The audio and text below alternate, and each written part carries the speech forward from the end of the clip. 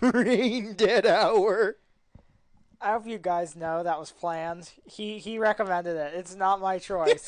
It's not my choice, but it is my podcast. Dude, when we do one of these, you can keep that as stock audio for when we have like a Brain Dead Hour episode. It's like the Smitty clip of how does anybody find Find that that funny. funny? Yeah. Yes. They just keep it in the back for like stock audio.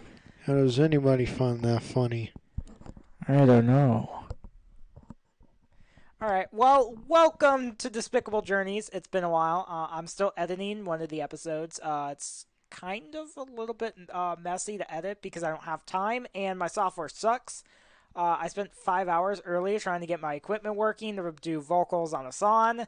I still don't quite know what fixed it, but it's fixed now. And me and my brother went to see Journey to Bethlehem, which is now in theaters today, being Thursday the 9th. And we'll be discussing that. I also have another fun thing that we'll discuss later that I think will be a funny thing to talk about. This is Brain Dead Hour, where we have no particular subject except for talking about Journey to Bethlehem first. And then, Brain Dead Hour. Woohoo. We can talk about anything. Yeah. All right. All right. Hey, brother. Hello. It's me, Steven Swamp Dog. This is Steven Swamp Dog, and I'm Jemison Taylor, and this is Despicable Journeys Brain Dead Hour. Brain Dead Hour. This is like off the clock for us, but instead it's Brain Dead Hour. It's like pretty late at night. What do you mean late at night? It's only 8:11. Late for most people who work a 9 to 5. Think about that. Never mind, he can't think. Anyways, on to Journey to Bethlehem. All right. I had seen ads for this movie, I think probably in May, and then I just followed their Instagram, and it's like, oh, it looks actually pretty interesting. There were ads back in May? Yeah. I never knew that. When they hadn't even completed the movie yet, I don't think, and they were revealing very little, which showed the choreography from Mary's Getting Married. I have to admit, I loved that sequence. A lot of the songs are earworms. Yes. They really are. Three Wise Guys is the only song I don't care for. Yes. But the Antonio Banderas in the background doing that song is just plain hilarious. Oh my god, I loved it. Antonio Banderas took the role. He stole the movie. I don't know about that, but he took the role so he could go 100% stupid and get paid for it. Oh my goodness. There's no way the guy has that much Christian values. Because in the features, he says, well, I took the role because I wanted to play the bad guy, and it's good to be bad. That's literally what he said. It's like, oh my god. At least he had fun with it. It was really interesting to see Joel Smallbone in this movie, too, for Keenan Country, who Love their singing. I have listened to their music and even went to a meet and greet concert in Texas for them. So it was just kind of weird watching a movie in theaters, and it's like, oh yeah, there he is. Oh yeah, I forgot you met them. Yeah, me and Dad went.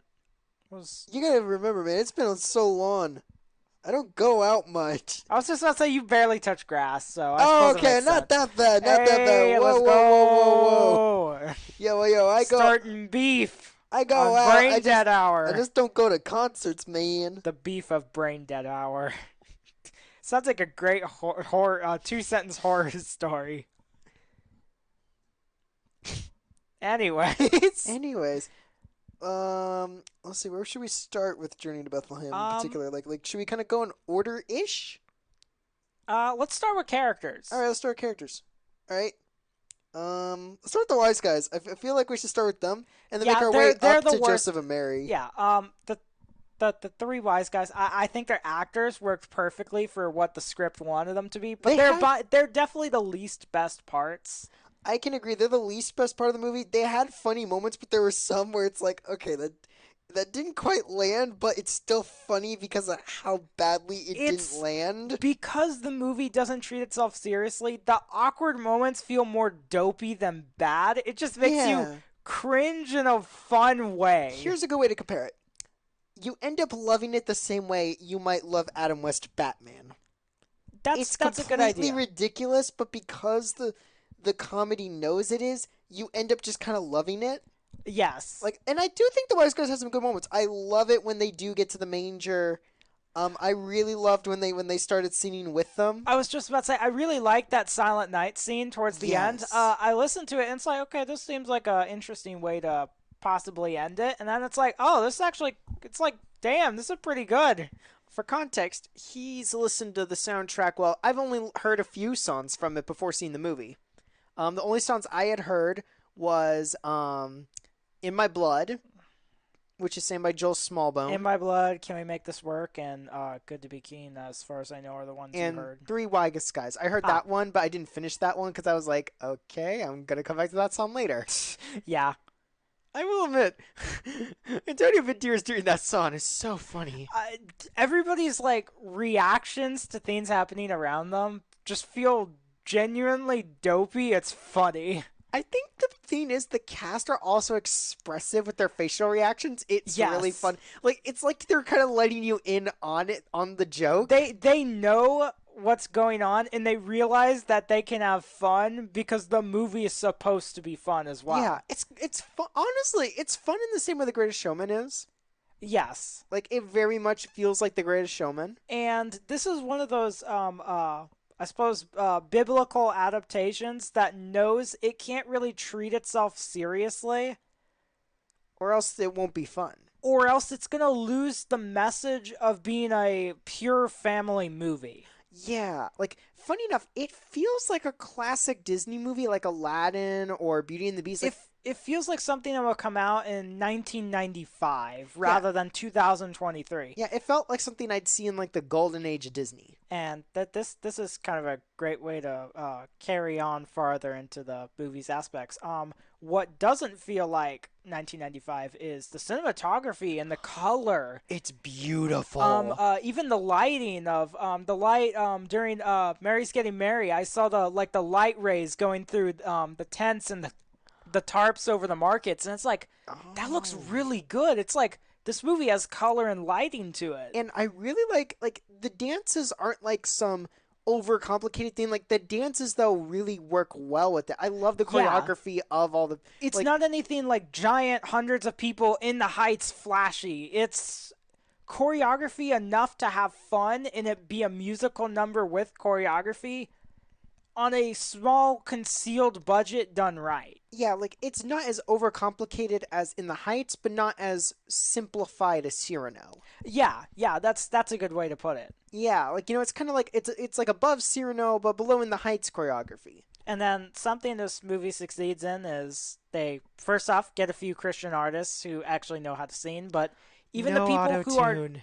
even the people who are not in the music industry fully, say like Joel Smallbone or Lecrae being Gabriel, was just so funny. That was very That weird. was as someone who has listened to Lecrae for half my life, it's so wrong seeing them there. It's like, why? I mean, I don't remember much of his music. Well, yeah, he's Golden Age's Christian rap. He's like DC Talk, old Toby Mac, Lecrae, Newsboys. He's in the pure Golden Ages. Let's talk about Gabriel next since we're on the character still. Sure. I thought he was cool. I love the effects they do for when the angel shows up and disappears. Like even when I don't know what it is. I love the style they gave it. And then when Herod is having his nightmares, I Yeah. really like how they did that.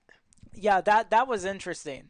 And I also like the angels being there during the star and everything. Those effects actually looked pretty good for a small budget thing. It's like Yeah. that looks like an interesting visual. It's like, wow.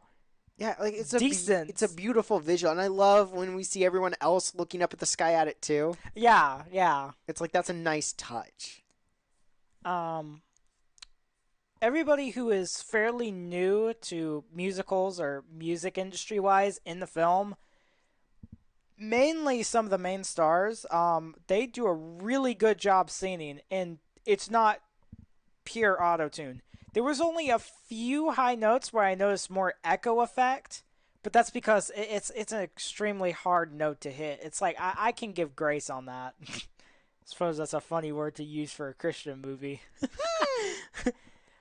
This is also a movie that doesn't shove religion or Christianity straight down your throat. Pure flicks. Yeah, like This movie is very subtle about it. It's telling the biblical story more than giving you the message of it. I think You find your own message the way you want to. Whether you're atheist, casual moviegoer, religious, it's a very good way of being smooth. yeah, it's with not trying to the be message. pretentious. Yeah.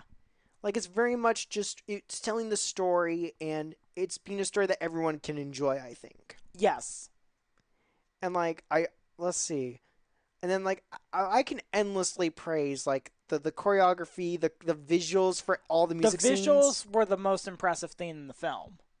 The Um visuals and the scening was the best thing. yeah, it sells the film. Now, is the story a tiny bit clunky? Yes. Is it low budget? Yes. But with what they have for an hour and I think it's 45 minutes, something like that, I give credit, the movie goes by quickly. they do a very good job with pacing it, and even with a little bit of awkward small budget transitions, it doesn't feel very forced. That reminds me. I love the transitions they do where the map is on the land. Yes, I like that. I like that, and the opening credits sequence was also like a Yes. good introduction to. Oh, this is going to be kind of a running theme for the film. It's Yeah. like this is cool. I love the idea that we start the Three Wise Men and they're like, dude, it's about to happen. We gotta pack up and go see it. Which, it being the birth of Jesus. And what they do is, like in those Indiana Jones movies where, you get the montage of the map sequence. They're traveling. You see the dots on the map. So in the movie, folks, they do that on a whole nother level. You see the land masses that they're walking on, and they like put the lines on the ground in like live action. It looks really good. It's really good visuals. Because a map, or let's say a traditional map in a desert, have the same blend of color, they can just insert the map and inlay the map's color in with the sand in the desert. Yeah. So it's like they're walking on the map more than the desert, but they blend the True. two together. Let's see. Should we talk about Joel Smallbone's character next? All right, sounds good. Herod's son. Yeah. I don't think. Do they ever say his name? Because I think they only ever call him Herod's son. It's a great question. I'm sure he has a name. I'm sure he has a name in the Bible. Yeah. I mean, I'm sure his name is mentioned at least once in the movie, but maybe it's not again. I think towards like maybe the beginning. I think so. He was an interesting character. I like what they did with him. While there's not much, I suppose, development or screen time between like side characters in some aspect of him, you don't need it all, because the stories about the birth of Jesus and the journey to Bethlehem, more than this is going to be a 2-hour epic focusing on characters long and wide and the spectrum of main and side. I think one thing that really helps his development is his song is really does the heavy Yes. lifting for his development. He gets a song called "In My Blood," which they released that before the movie came out. For anyone who wanted to see that song clip, "In My Blood," that song is an earworm that has been stuck in my head for weeks before I saw the movie, and it does use kind of that simplified choreography like in the movie Cyrano, but it works really, really good. And it really shows you his conflict about whether following his father or doing the right thing, because he knows his father's a wicked man. I mean, because like in the film, to get a little dark here, Herod is worried about the prophecy of Jesus being born because, it's the new king. And, he's very selfish. And he tells his son, listen, you got to find him, you got to kill him. And if you can't find him, just kill every pregnant lady you find and any newborn you find. And so, Herod's son, he's like, oh man, this is messed up. Antipater is his name. Antipater. Antipater. I'm pretty sure it's Antipater. Antipater. It rhymes with Darth Vader. Let's go with it. I would admit, He kind of gave me Jaime Lannister vibes a little bit. I don't see that. I don't know where that comes from. I keep getting Jaime Lannister vibes from him. That's all I could think of. Like that cracks me up. I do not understand. There's no personality. It is only like the vague look of Jaime Lannister that you're saying that. That, and also it just kind of made me think of when Jaime was following the Mad King. Except in this case, I guess the Mad King's his father in this version. Speaking of Mad Kings, how about we talk about, Antonio Banderas. Debatably, the best part of the film is just Antonio Banderas playing King Herod, where he gets to go full 100% dopey, over-the-top Antonio Banderas role. And he gets paid for it and gets to have fun, laugh, be stupid, and most importantly, act a decent character for the film. He gets to play this sleazeball of a king named Herod, and oh my goodness, he steals every scene he's in. It's like he's gonna laugh and make like oh noises half the time. Oh my god! As he's leaving the room, he just goes. Oh. He does that. He really does in the movie. Every single entrance, every single exit, he makes some kind of noise, and every single time I laugh. During his villain song, when his son joins in with him on it. I love when he's looking at something like, why are you invading my son? And his son doing this weird choreography with the guards. That was so dorky, it was funny. And he's like, idiot. The fact that we can actually hear him whisper, I'm going to kill that boy. Yeah. That was so funny. And like, I gotta admit though, man, Tony Banderas' singing was really good in the song It's Good to Be King. Yes. Like, that villain song, my brother could tell you right here. By the way, yes, this guy right here, he's my brother. We're brothers, by the way. Yeah, we're brothers, by the way, in case you didn't know. By the way. He can attest to the fact that It's Good to Be King has been stuck in my head since we got home.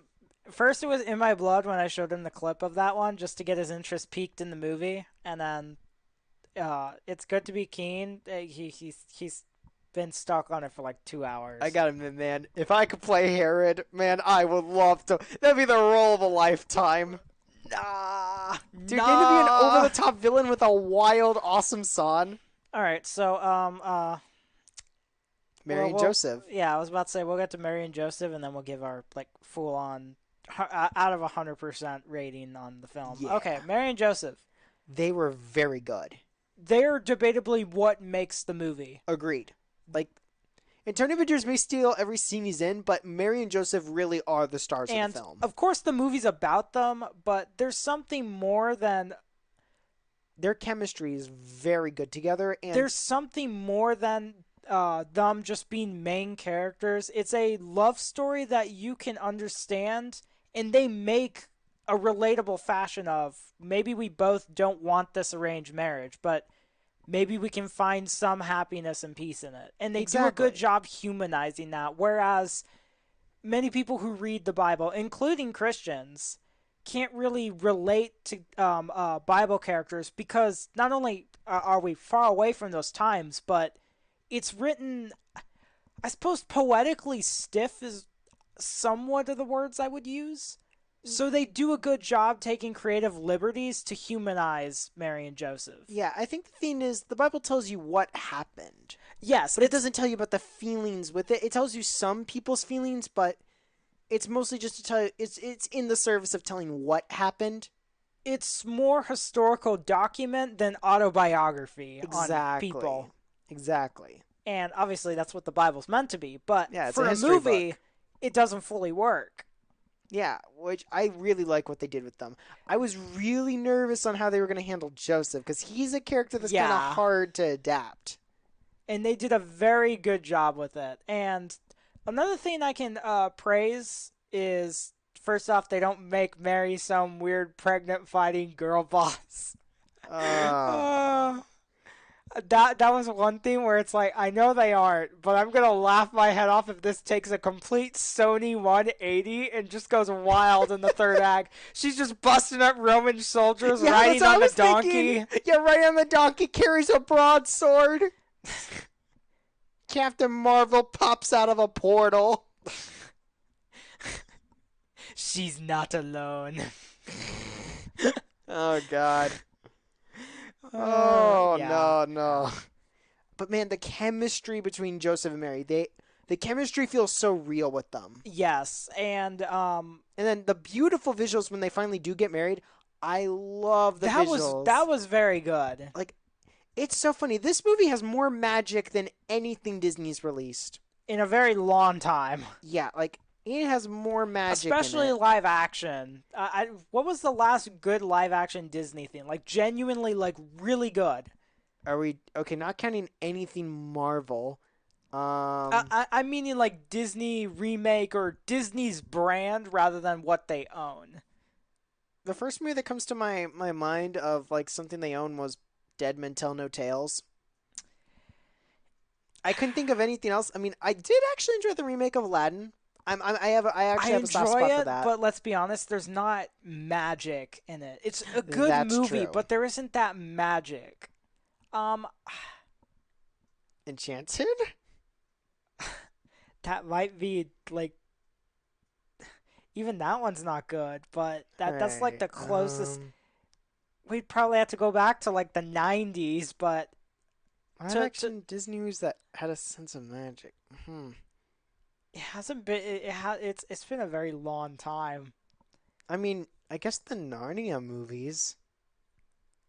Like when I think of like being taken with a magical feeling, I really love Lion the Witch in the Wardrobe. I think that would probably be the best one to put up there. That's the most recent. Anyways, it's been closer to relatively 20 years since they've actually done something magical, and they probably won't. Yeah. Meanwhile, Angel Studios can completely steal their thunder with movies like this, where they don't need a $200 million budget to make a lifeless, soulless, cashless remake of a movie. Yeah, any particular titles that come to mind? Quite a bit of them. Mary and Joseph sell this movie. Another thing that very much impressed me, and I didn't quite know how to react, was Mary's song. I don't remember what it's called. Mother of the Savior or something like that? Yeah. That song is highly impressive. That and the ending visuals kind of wowed me. It's like same. And it's like that's all real right there because they filmed that on location. And it's like that's real. That's shot by a drone and it's like that looks amazing.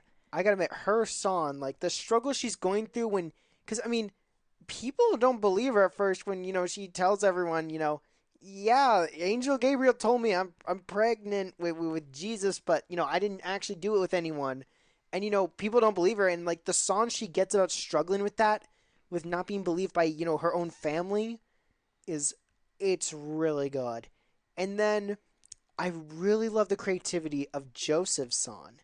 About him wanting to believe Mary. I didn't understand. I thought maybe he was going to be walking through the markets and there was going to be like displayed choreography and things like that. Instead, it's like done through like almost a dream/nightmare sequence. And it's I did not see that coming for that song. Yeah, I never expected that in the movie either. Like I didn't think it was clever because they had like the sinful side and the side that believes. They had wrath and they had understanding. Yeah, it's basically the two angels on your shoulder exactly archetype, but it's done in a nightmare where you have one Joseph in white and one Joseph in black, and they're kind of in the middle, fighting for a truth and a lie around Mary. Which I have seen all the titles of the song on the soundtrack, so I was like, oh, this is what the Great Deception song is. Yeah.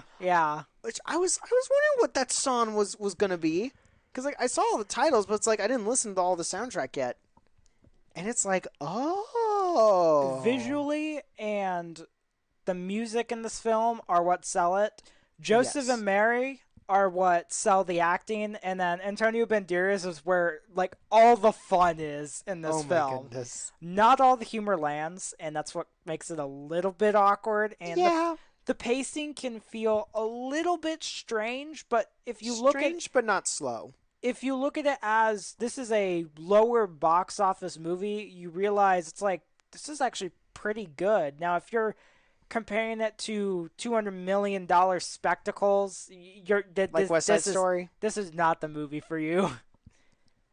Yeah. Let go of the big box office stuff and support smaller movies so we can get the hashless Disney remakes to go away. Yeah, because I want to see independent filmmakers get a chance to make their mark. I'm looking forward to Angel Studios projects. They're doing 2 Bible animes, and I'm curious. A Bible anime? They actually look really interesting. And are we going to get one for David? I believe there's an animated movie of David and Goliath they're making that looks. I don't just want David and Goliath, because here's the thing: I have read over David's lifetime in the Bible several times, and like, the dude needs his own war movie, man, because that guy's done a lot more than just fight Goliath. The last movie I saw, like biblically, that was good. Movie, not series. Otherwise, The Chosen would be the thing I would go to immediately. Samson was the last good thing I saw. I had a feeling that was going to be the one you were going to say. Samson is very good. Funny enough, I heard good things about that from several other people, too. Yes. Overall, out of 100%, what would you rate Journey to Bethlehem? I always rate everything out of 10. At 100%, that's kind of harder. Yeah, exactly. Exactly. All right. You got to think. I would give it 85. I'm going to give it a 74%. It's in like the third quarter range, so relatively speaking, it'd be 4 out of 5 stars. Or say 7 out of 10 stars. Oh, there was one joke in the film that cracked me up. And that is when Joseph's parents are getting introduced. And for those of you who haven't read the Bible, the joke might fly over your heads, but here we go. So Joseph's parents, they show up, and Mary's dad, he's greeting them, and he's like, is this your wife, Rachel? And she's like, I'm Micah. And it's that joke was... That was a clever joke. Very funny. Like, it's like, okay, those some people get it. Some people get the joke. Yeah. Like, I like it because it's clever. It's something like, it's the kind of joke I would find in, like, because, like, Mel Brooks and Monty Python, they like to do their research for a lot of their jokes. It's one of those niche jokes where certain people will get the joke. Another thing that I highly respect for this movie is before the credits, they actually have this little caption that says, "We took some creative liberties, but we tried to stay faithful to the story of Mary and Joseph." I liked that. That was very respectful of them. And it's like, most movies, if not all movies based around the Bible, will never do that. Yeah, they never put a disclaimer like that. They're like, oh, we took some creative liberties. It's like, no, they would not say that. They're like, this is all true. Every word, every movement, all of this was true and based on a true story. All of it is true because it rhymes. Yeah. Anyways, that is our less than 30-minute review of Journey to Bethlehem. That's less than 30 minutes? I thought we've been talking for just about 30 minutes. It's 28 minutes. So we're both technically right. We're technically right. Yeah. Under 30 minutes, right at 30 minutes. All right. So yeah. Okay. You know, it's funny. YouTuber I watch called Renegade Media Reacts, when he wants to do an edit theme for later, he does that too. Oh yeah. It's like the. Ow. Shut up. Normally, I would probably film these on or record these on Audacity, but also a part of me says if I really want to edit, I can through VOD and just listen and splice clips and silences that I don't want, which is what I'm doing with episode... The audacity of it. I'd like to say episode 5 is still needing to be done, and I'll probably release this ahead of episode 5, because this one will be a lot easier. If not, almost not needing to be edited. Alright, so we actually almost went to see 2 movies today. We were going to go see Journey to Bethlehem, because that was one we genuinely wanted to see. And then we were going to go see The Marvels because we just wanted something to relentlessly trash and rant about for 3 hours. But they changed the times. Our theater in our hometown sucks, and they need to be bought by Evo. Relax, buddy. Evo, look around New Braunfels. Oh, God. Look around the broader area. Buy every theater. He's going to go about this for 3 hours. and just destroy its red walls. Destroy it all. I want to see blood. I want to see white flags on Keen Ranger. Okay, don't say the company's name. They might actually get pissed. Oh no! I'll call them out. I'll call out all the managers. My name. I will dox you all. Okay, relax, relax. I'm kidding. Evo, buy all theaters around New Braunfels, please. Flashback Cinemas and Keen Ranger is a bad company. They're sloppy. They serve the worst food for the most overpriced. They serve the worst food for the most overpriced prices. Water is $5 and half the time all the screen sounds don't work. So please buy it. Oh, I can put my headphones back on now. Nice. Hey, welcome back to the world of the living. What do you mean? I went to the world of the living to escape my ears dying from your rant. All right. So we will commence with Brain Dead Hour. Aside from not going to see the Marvels because their showtimes changed. You know what's so funny? The number one phrase I said today before we even went to the theater was, "I can't believe you convinced me to go see the Marvels." And then I was so glad when we decided, you know what? We had a good time. I'd rather just go home. We were like, it's late, it's dark, it's raining, it's gonna get foggy. It's like we should just go home. We could just podcast and because I feel like somehow we saved our lifespan from somehow shortening and losing valuable time. I feel like we shortened an hour and a half of ranting about the Marvels because we all knew it was going to be bad. We all know it was going to be utter and complete garbage. We were going to pay a theater to make us suffer. And we were going to be unhappy about it. All right. So, with that being said, I have a different idea for what we can do for the next part of Brain Dead Hour. Brain Dead Hour. I think it'll be funny. It'll be funny.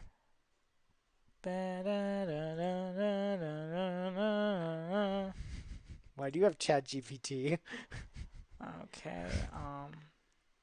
I had to go to. I think it'll be window capture. Where's window capture?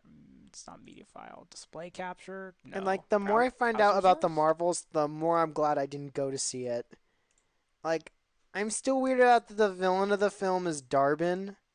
Freaking Darbin. Darbin Gill and the MCU people. Like, I already find it weird that Yanrog was the villain of the first film. When. I mean, it's not a bad idea per se, making Yanrog your main villain in the first film, but to me, the main villain of a first Captain Marvel film from the start should have been Ronan the Accuser. Like, that's just the most logical villain choice. Right, I got ChatGPT up. It's a different window. Like, I'm surprised we didn't get like when I heard they were making a sequel, I immediately thought they were either going to go for because I expected Marvel was going to do the variant thing again, and I was afraid they were going to do Warbird. Because, with Marvel's obsession with the multiverse, I wouldn't put it past them to do Warbird. And then I was thinking, maybe they'll do Captain Marvel's archenemy Moonstone. And it's like, no, they're doing Darbin. Excuse me. Darbin. Like, why Darbin? That's an obscure villain, I'm pretty sure. There we go. If it's the character from the comics I'm thinking of. Again, maybe they just made up a villain for the film. It wouldn't surprise me. Alright, we got ChatGPT right here. Alright, so what you doing, brother? I thought what would be a fun idea is we give ChatGPT let's say 7 movies. Let me Morbius. No. Pick 7 Marvel superheroes or teams in Marvel. Can you add villains to that, actually? Pick 7 Marvel related heroes, villains, or teams to adapt into a cinematic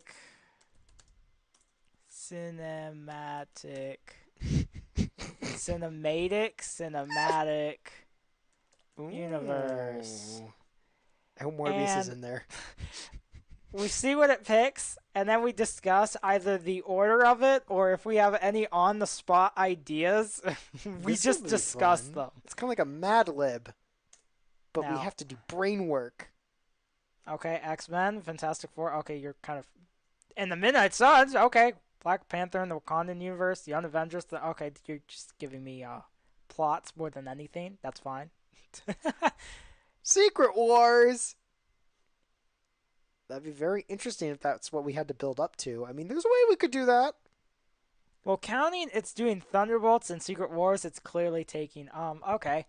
Thunderbolts initially team of characters morally gray backgrounds like Zemo and Ghost, on with them strange trying to redeem themselves. Oh, do we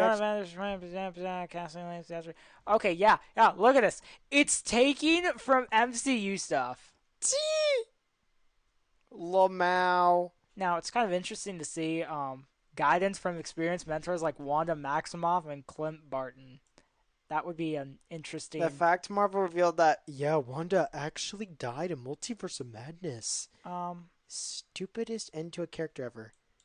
You should just cut teams out of there and just strictly characters. Yeah. Oops. What happened? We don't need that. What was that? That was Task. Oops, that was Task Manager. I did it again. What? All right, this should be fun. Spider-Woman. All right. Nova. Now we're Miss talking. Marvel. Okay. Now we're getting Tony Masters. Yeah, that's Taskmaster's real name. Comic interesting. books. Interesting. Okay, we can work with this. Strange.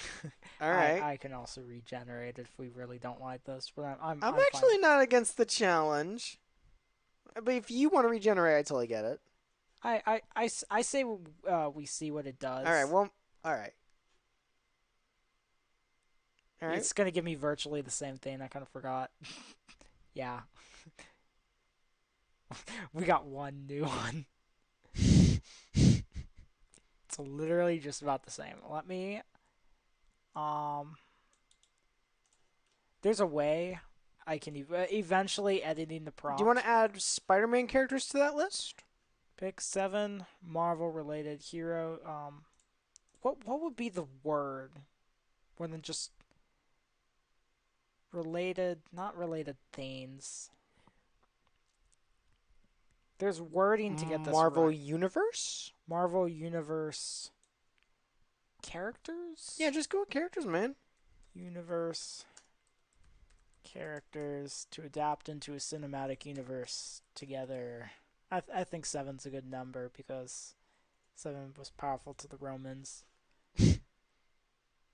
Alright, well, okay, this is definitely interesting. A Gamora movie. Interesting. How the heck are we supposed to work with Miles Morales when we don't have Peter Parker? Miles Morales.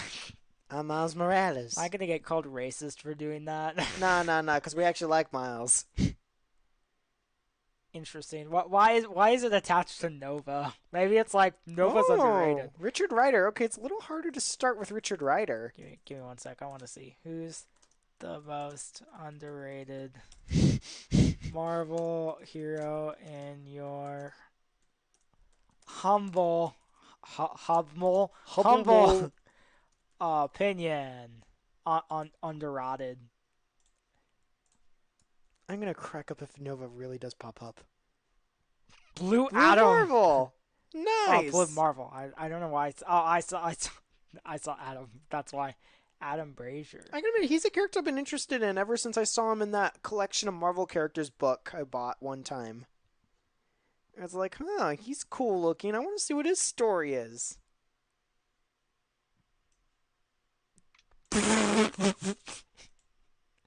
Oh dear. Well, stop highlighting. There's some interesting political bias in here, but I mean, at the time, I would say plots, if it were made in the 1960s like that, are relevant, done the right way. Social issues. Yeah, we don't have enough plots like that. Anyways, back to our cinematic universe talk. All right. No, never mind. I'm not liking you. So, are we going with this, or are we regenerating? Your choice. I like to regenerate. I agree. That's what the doctor never said. You're so dumb. Apparently, someone's like deep breathing. Shut up. Interesting. Interesting. Okay, I'm liking this list. Daredevil! Okay, this is the best list so far. Okay, we got Thor Jane Foster first instead of Thor for a cinematic universe. Okay, Doctor Strange. Doctor Strange would be a good way to open up a cinematic universe. All right. I want to do this one. I agree. All right. So, do we go in order, or? We can order these how we want. All right. Well, then, if we're going in a particular order, I say, well, let's see. I'm thinking maybe we start with Black Widow. What would be the grounds to set up a cinematic universe? Well, let's see. Who would be our main threat? Let's be honest. Okay, I want to make sure we're on there. Okay. Doctor Strange. It'd probably be something Doctor Strange related. Mephisto. Okay, if we're going with Doctor Strange or Black Widow first. I mean, we can literally have any one of these 7 start the cinematic universe. Okay, which one would you want to start with? You know, maybe starting with Ms. Marvel. Let's go. Because think about it. She's a fan of all the other Marvel heroes, right? What a better way to introduce into the Marvel Universe than having, like, the biggest Marvel fangirl as your starting character then? Marvel Cinematic 1. There we go. Marvel Uni 1. There we go. All right. If we were to do that, let's think. I feel like see Daredevil in there before. Yeah, that's why I said Daredevil. I think the best thing to do. Yeah.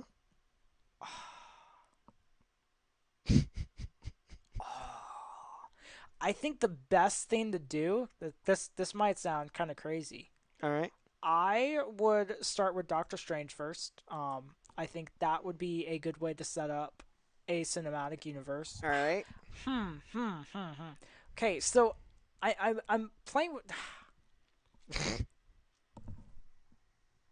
What? Continue. I think Doctor Strange would be a good way to set up a cinematic universe if characters in this were different, but they're not. Okay, so in other words, you want to regenerate? No. I'm saying with what we have, I think the best start would actually be doing Thor Jane Foster first. Okay. What we can already have is, I don't know, maybe the beginning. Well, here's what I was thinking for. Oh, continue. Go ahead. Was we start with her already in a relationship with Thor? Maybe like. Oh, we start the story with how she met Thor. I think what would be a cool idea. That would be interesting. What? I think the best thing that would work is Yeah. I think the best thing to do for it is either start with flashbacks of how she met Thor, or have it maybe progress as we're seeing the beginning of the movie. Have Thor either die or go missing. Establish Jane as in fact, I have a great idea. Thor disappeared and left Mjolnir on her coffee table. I like She's going to therapy in the very beginning, but she's obviously kind of messed up over the whole thing. Maybe she's having family problems. Maybe she's highly mentally unhealthy. And here's another thing. Don't forget, when she does become Mighty Thor, she has cancer. So imagine not having Thor there, one of her closest loved ones. Because not only is she now dealing with medical issues, she's wondering what happened to Thor. Yeah, and maybe her therapist can be someone important in the cinematic universe. Doc Samson. Who is he? Oh, the incredible. Do you know the green-haired psychiatrist from a lot of Hulk comics? Oh, him. Yeah, I love Doc Samson. I want him to be in the movies. Fun fact: in Incredible Hulk, he is Betty Brant's boyfriend dude. Oh, that is him. That's that Samson. Is him. Yeah. I think the a good thing done right compared to Love and Thunder. Patrick Wilson as Doc Samson. That would be cool. I think it would be a very cool idea to do a Thor Jane Foster and it be about mental health done right. Okay. Because obviously she's lost everything. She knows she has cancer. She's going to therapy, obviously. So is she still an astrophysicist in this, or is she going to be a nurse like she originally was? I feel like a nurse would be a better idea. Yeah, because I always loved it when she was like a nurse who actually like went into the middle of these supervillain superhero battles. She helped people. Like I love that version of Jane Foster. And what can start this kind of path for her is trying to first of all better herself. But also, each day when she gets home, she tries to pick up the hammer, but still can't. But she's also asking Mjolnir, where is he? Where did he go? Ooh. Can you help me? Okay, so interesting thing you want to know about Mjolnir is a living thing. Yes, I know. Okay, so you know about that the Mjolnir is like the lightning goddess that's like imprisoned in the hammer? Yeah. Okay, I was curious if you knew that part. Okay, continue. Sorry. I just wanted to make sure you knew that. Oh, yeah, so yeah. It's like her talking to it, it's like, maybe we could build to something with that. Would this movie be called Mighty Thor? Because that's what Jane Foster's Thor comics were called, Mighty Thor. Probably. What was I about to say?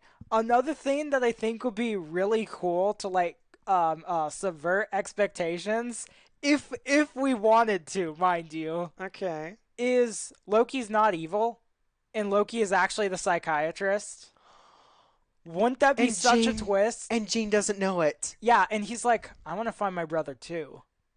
Wouldn't that be a cool idea? And he's been having these sessions with her the whole time to find out, okay, how much does she know about Thor and the whole Asgard thing? Yeah. Well, maybe she knows something.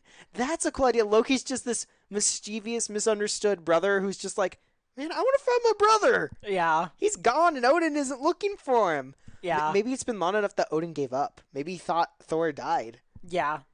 That would make sense. And maybe it's made Odin paranoid. Because Odin is one... I mean, in the comics, the guy's practically a villain. He is. No one can hide it. In the comics... Oh. In the comics, Odin's brother tried to kill Jane for Mjolnir because Odin asked him to. Oh, yeah. Yeah. What was the name? Odin's brother's the god of war. Or was it... Or was it the god of revenge? It was one of those.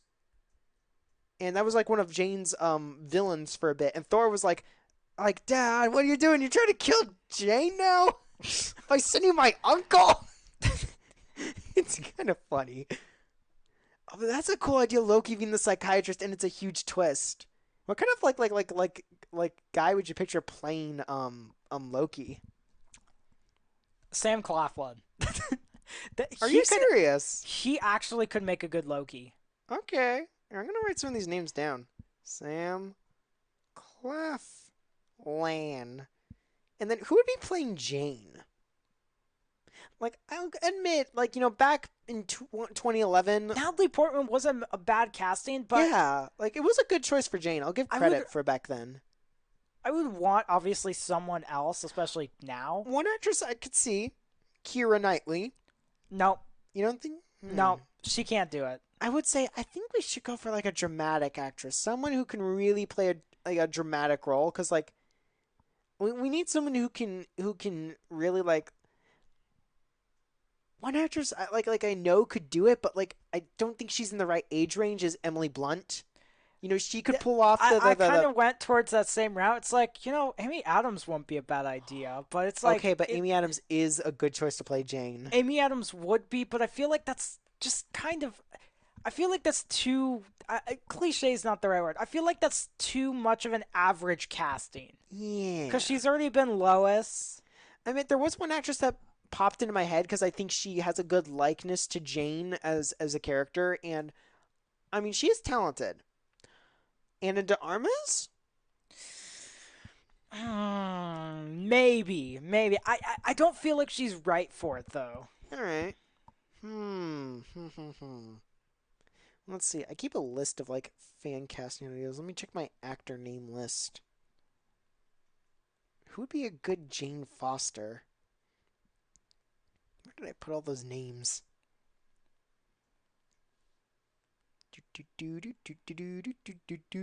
Here we go. All right, actors, actresses. Here we go. No. What about Annabelle Wallis? Hmm. The main lady from *Malignant*? I feel like she could do it. I don't think I feel like she'd be a better Betty Brant more than anything. Betty Brant, as in lady who works for the Bugle, or do you mean Betty Ross Or from Betty Hulk? Ross, I mean, not Betty Funny Brant. fun fact, buddy, was I was thinking of Anna de Armas as Betty Brant. Funny enough. Fun fact, buddy. Shut up! Shut up! Fun fact, buddy. Shut up! Ooh, oh, okay. This would probably be like a breakout role for the actress, Willa Holland. I recognize the name. I don't remember. She plays Green Arrow's sister in Arrow. She could do it. She's got talent, and she's a smaller actress that I think it'd be really cool to see her like get to play a big role like that. I think Willa Holland would be a good choice.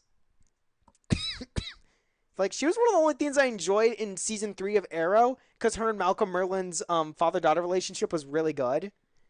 And, like, I just love the treachery that was involved with Malcolm Merlin. He was, like, the best part of the show. I didn't give two rats coins about Oliver Queen by the time season 3 happened. Though I do admit, I liked his fight scene with Ra's al Ghul in the snow when he nearly died. Though I do find it weird, Ra's al Ghul was the main villain of an Arrow movie. Well, not movie. It was so weird. Season. Which, oh man, I'll give the Ra's al Ghul from Arrow this. He wasn't bad as Gotham's Ra's al Ghul, which is too bad because Alexander Siddig could have been a good Ra's al Ghul. All right, I'm getting off subject here. Who would be a good Jane Foster? What about Emma Stone? I know she definitely got talent for it. I'm still mostly leaning towards Willa Holland, honestly, though. That's like the number one I'm leaning towards. She's too...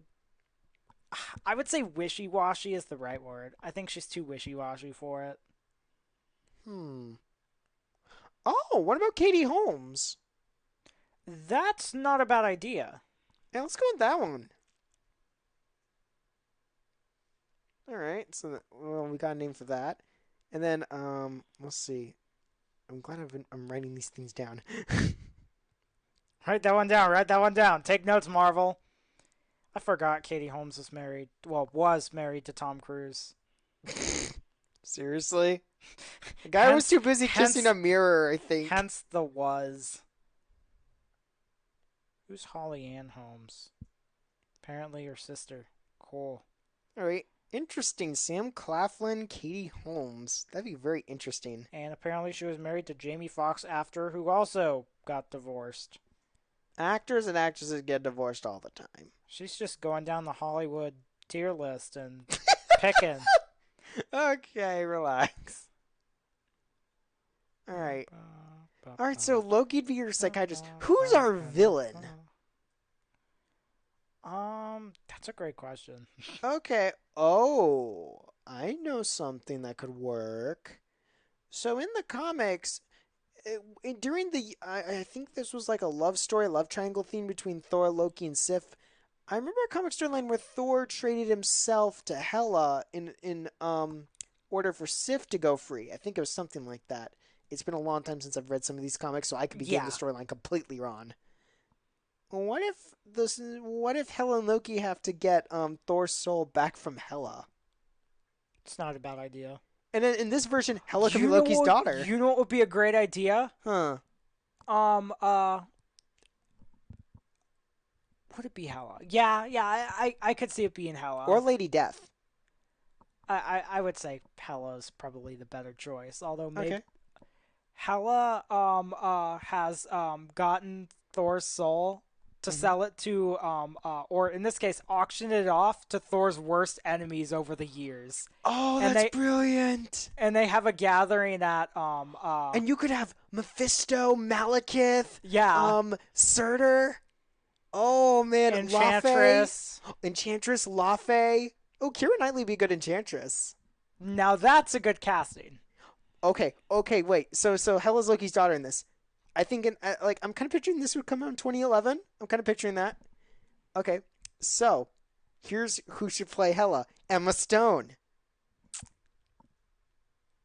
Don't know if I agree with that. And really? Because after her acting in Cruella, it's like she could pull off Hela. You're talking 2011, not 2019. That's 8 years before she gets some of her groundbreaking roles in her career. True. Hypothetically, for the sake of the argument, what year does this movie come out? Okay. What year does our cinematic universe start? Maybe for convenience sake, we just say it starts in 2024. We let's say that like Marvel completely crashed and they decided, you know what, we need completely new people to make this thing. Marvel Uni 1, 2024. That's what we could call our universe, the Uni 1 universe. Yeah. I like it, the Uni 1. 2024. The Uni 1 Marvel universe. All right, so all right, who would we cast as Hela? Obviously, Keira Knightley would be a good Enchantress. Because, like, from the very start, when I first heard Thor: Love and Thunder was coming out, and there were rumors of Beta Ray Bill and Enchantress being in the movie, I immediately thought Keira Knightley would be the perfect choice. I just accidentally put Knightley instead of Keira Knightley. Don't worry, I was typing earlier while talking, and I had like a complete brain aneurysm. You might want to get that looked at. Oh, I just had a weird casting choice for Malekith. Uh-oh. Johnny Depp. But why? I don't know why that popped in my brain. Or no. Jason Isaacs. Jason Isaacs as Malekith. I don't know. That's using a big name for possibly a minor role. All right. Well, I feel like Malekith this time we would finally get Malekith right because he's one of the most messed up. Oh, hands down. Sorry, I was looking through actresses because I did not feel right about the Jane Foster thing. Okay. Taissa Farmiga as Jane Foster. She would be perfect. Oh. That's the right amount of popularity and talent that it could be a great start. That's a good one. I'll give you credit. That's a good one. It's like there was like how someone the heck do you spell Farmiga? Farmiga. Okay, I got it. And I'm assuming Taissa spelled Tyssa? Taissa. Taissa. Cool way to spell it. All right. So we got that. And like that's a great idea. Her trying to auction off Thor's soul to the highest bidder. That could be so good. And it'd be interesting if we got a cameo maybe like in the background or something. I feel like Mephisto was something I'd like to actually... Yeah, especially if we have Doctor Strange in this universe, it makes sense to have Mephisto either a cameo or maybe in this case a fly on the wall. Exactly. And then like, I mean, hey, in a phase 2, that could Ghost Rider could be like the start of the phase 2. Because Mephisto's like, well, now these heroes have... now that they're all banding together as a team. Oh, imagine if Mephisto forced Ghost Rider to be in a team of villains. Back when Ghost Rider was still stuck working for Mephisto. That could be really cool. Anyway, we need to cast the Mighty Thor movie. So, I'm thinking Emma Stone as Hela, or do you have a better choice in mind? Sam Claflin as Loki. That is such a unique idea. I must give you credit. Yeah, let me write that one down. Sam Claflin. Affleck. As Loki. No Loki. No Loki. No Loki. Look, a cookie. Do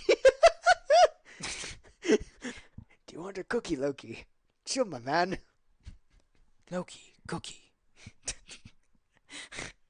Don't let Taika Waititi hear this podcast. It might give him ideas. He's gonna be like, "Oh, write that down, boys. Write that down. Write that down. After all, everyone loved Infinity Cones. Yeah. I'm so smart. Love and Thunder was my pride and joy, my little baby boy. Anyways, this got really weird. Oh, you know what's a funny idea for Malekith? How about we actually bring back Christopher Eccleston and tell him, you know what, you get a second chance to actually show your talent, because Christopher Eccleston's really talented. Bring him back. Exactly. Bring back the Eccleston. Because the poor guy, I felt so bad for that guy after The Dark World. Because it's like, man, because he's a talented actor. I may not be, I know this is controversial to some Doctor Who fans. I may not be a Ninth Doctor fan, but I must give him credit. He is very talented in the role. Not to mention, I think he could be really interesting as a villain.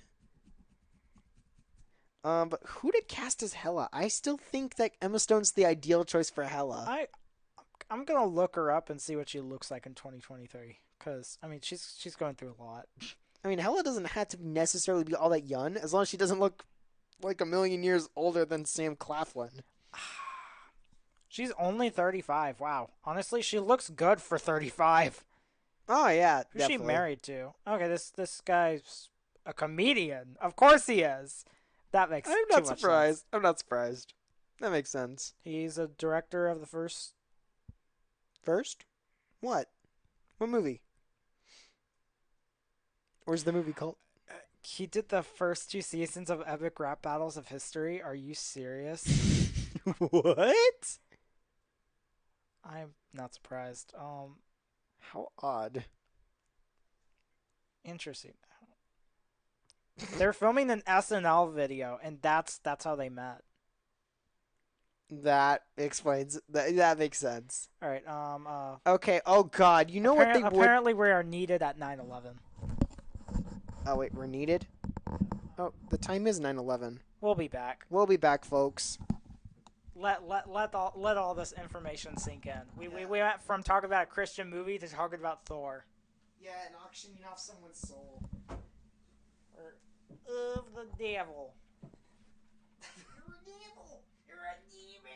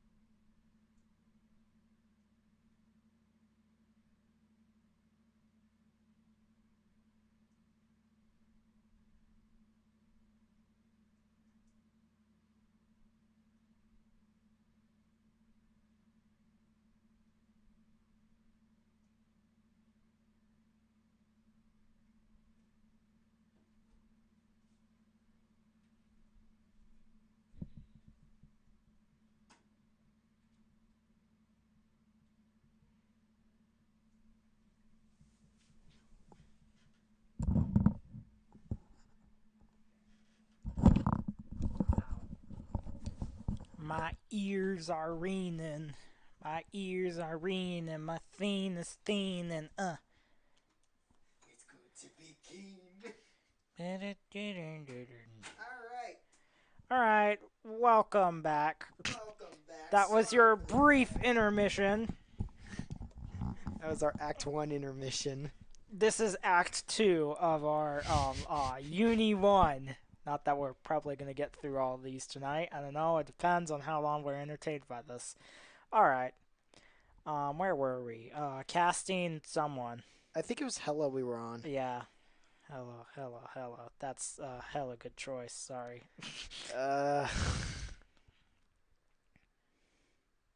Why? 'Cause I'm funny. No, you're not. Yes, I am. You know I am. But, like, to me, I just think the ideal Hella is Emma Stone. That just doesn't scream Hella to me. Oh. Okay, wait. I got another one you might go for. Daniela Melchior. Who? Ratcatcher. And she also played I think she played a serial killer in something else. Okay, so if because this will come out because this is a 2024 thing, right? And I mean, Danielle Melchior would definitely be the like actress that people would be trying to get. Yeah. Oh God! But if it was Disney, you know who I think they would lean towards? I wouldn't put it past them to try to get Margot Robbie as Hella. I don't even think they would do that. She's too associated with Warner Bros. After Barbie. All right, I'll give you credit there. I totally see Emma Stone playing Hella. If she does like her Cruella voice, I feel like she's too old for it now, especially if Sam Claflin's playing Loki. Really, last time I checked, Sam Claflin looked old enough to be like a father or something. And you gotta remember, Hella's like immortal, so like they could possibly look similar in some ways. Yeah. Yeah, you see, he's only 2 years older than Emma Stone. He is? Yeah. I thought he was like in his 40s. Oh, he's 37. Oh. And she's 35. Huh. I thought he was older. I mean, in a lot of comics, I just realized actually in a lot of comics, Hela does sometimes look older than Loki. Hypothetically, for the sake of the argument. Hypothetically, for the sake of the argument. I guess Emma Stone is Hela. I feel like there's a better place for her. I mean, I can look at my actresses list. I was about to say, I feel like we can keep looking. I mean, there is one that is very obvious, and that would be Angelina Jolie. Also, someone who is actually far older than Sam Claflin. Yeah, but with Hela, you can get away with that because in a lot of comics, she's kind of ageless. So yeah, I mean, there's a lot of comics where Loki is even. I mean, when Loki gets turned to a kid and he gets older again, it's like, oh, she still looks older than him. So I mean, you could get away with a lot of actresses. Let's see, what other actresses are there? Ooh, what about Alyssa Vikander? That's not a bad idea. That could be a good one. Oh, actually, another good one that wouldn't be a bad idea is Christina Ricci.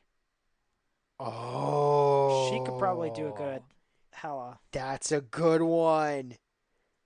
Okay, that's a really good one. Yeah, she can do creepy still. All right. Alicia Vikander can definitely probably be someone in this cinematic universe because she's definitely a good pick as someone. But true. As a Hela, I feel like she's too much of an honest kind of actress to play Hela. True. I see what you're going for. And then I think we could another Thor alumni we could bring back is Clancy Brown as Surtur. That's not a bad idea. Although actually, you know who I really would love to cast Clancy Brown as? Thunderbolt Ross. Yeah, I can't blame you there. Because he was perfect voicing Red Hulk in Agents of Smash. He's the right voice to give Red Hulk. So, who would we cast as Surtur? Because I think we can almost use anyone, like as long as he's gruff. I don't know why this popped in my head. What about Jeff Bridges? I like that. Nice. All right, we got Jeff Bridges. Keira Knightley is Enchantress. Malekith is Christopher Eccleston. Oh, kind of an important guy. Who's Thor in the flashbacks? Yeah.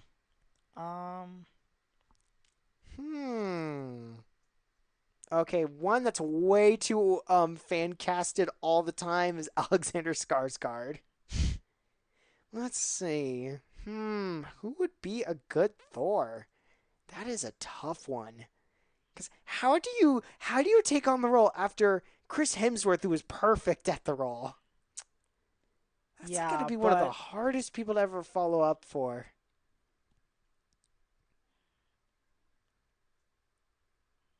I definitely picture this Thor would be a bit closer to his comic yeah, I counterpart. was about to say I'm picturing something very close to the comics. So let's see, he's very intelligent, very strong. He's kind of on the gruff side. Yeah, all I'm picturing is Alexander Skarsgård. Darn it. Who else is there? There's gotta be someone. Hum, hum, hum. Alright, let me look at my actors list. Hmm. No, no. Oh, that's a good idea. Who? Not as Thor, but But. Mark Hamill as Odin would be a really cool cast. Ooh. Interesting. And if we're going with the more comics, I was like. just about to say he could do the comics one too. Yeah, because, I mean, my goodness, comic Odin is a villain.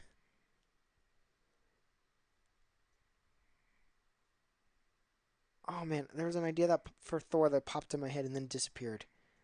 Oh man, who was it that I saw? Oh, okay. What about this? Because I'm just saying, he changed his hair for The Witcher. He could change it for Thor to blonde. Henry Cavill. I thought about that. Like, do you think he'd be a good Thor? No. No? Okay. Hmm. No. Oh, that's not a good one. That's definitely not a good one. I don't even remember who that is. I have way too many actors' names written down. Jeez. Who the heck will we cast? And all I could think is, do you think Jason Momoa would change his hair to blonde? I saw that in a fan cast. Oh, that's kind of right in front of me. Someone who would make a good comics accurate Thor, Richard Armitage could do a really good job. Oh my goodness! Yes, and the voice is perfect. Yes, especially if you've seen him as Trevor and Trevor. I believe he was Trevor in Castlevania. I forgot he was even in that show. How do you spell Armitage? Is it like Arm I? Richard Armitage. Nice. Thanks, Siri. How do I spell it? Arm. Oh, Armitage. Itage. Army Tage. Okay, yeah, I got it. Nice. Nice. We got a pretty rounded out Thorcast. And then, like, what would be our post credit scene? I feel like you always have to have a post credit scene. Like, that's just a staple that I love keeping in movies. I love coming up with post credit scene ideas. You know what I think would be a good post credit scene? The auction room that's like abandoned, maybe at Surt's lair after he's defeated or something. Maybe that's where they hold the auction. I would have either a green portal or something open up, and Doctor Strange is walking through there, finding out what happened and tracking down Mephisto. Nice. Who's our Doctor Strange? Maybe have him and Cleo be there, and they're like, he was here. Oh, and that'd be great having Cleo like as a part of it. And already being introduced. Yeah, I like that because that is a character I've always wanted to see like in live action as Cleo. But I'll give credit. Charlize Theron is not a bad casting choice, but it's just not who I picture. I picture someone more like Claudia Kim. I don't want to be a simp for another Marvel character because I'm not. Credit scene. Nice. Doctor Strange and Cleo investigating. Oh, and it'd be funny. Dormammu's the one who leaked the information to Doctor Strange and Cleo because Cleo's a daughter. It'd be so funny. And I feel like Dormammu and like Mephisto could have like this like rivalry. Like it's kind of like how Falcone and Maroni are rival crime bosses. Mephisto and Dormammu are rival demons. Rimal. Sorry. Rival, Reimel, Heimel. I was following. Hulkheim. No! Oh God, do not. No, no, no. How dare you quote Charlie Slimesicle? Ew, no. No, God, why did you have to say that? Because you said Heimel. We'll put the Hulkheimen in one of the other credit scenes. We're editing that out of the VOD. No, Dude, the VOD will be rated R. Keep it in. Dude, I didn't want to be that dirty on a podcast. Don't quote me. Do not quote me. All right, man. We got a good mind. Oh, I have a question. So would they end up actually saving Thor in the end, or does Thor die? Because, like, I'm guessing the main villain is Hela. Like, what, how would this go?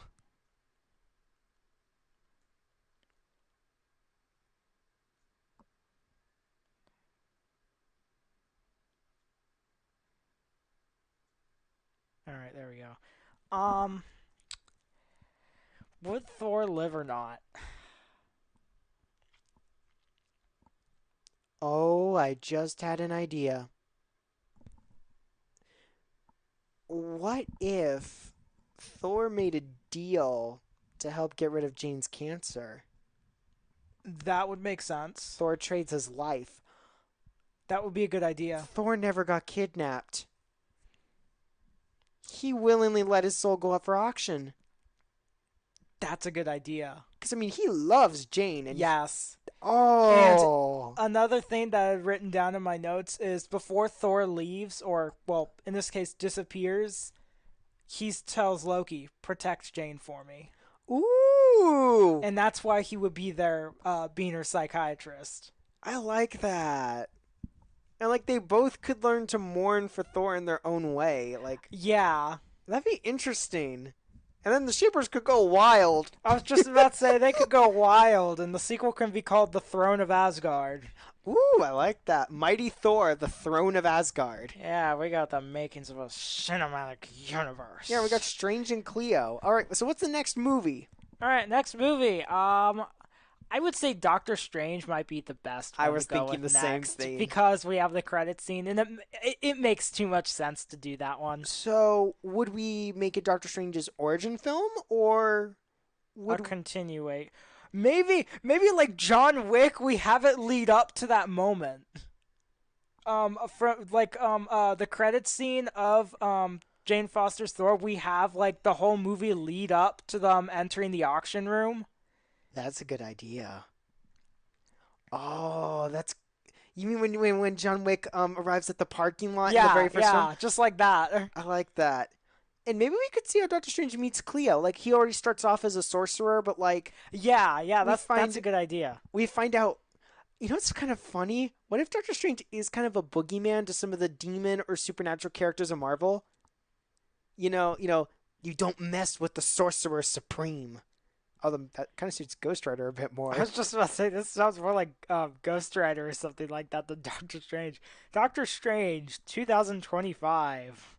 Yeah, what would we call the movie? Doctor Strange. I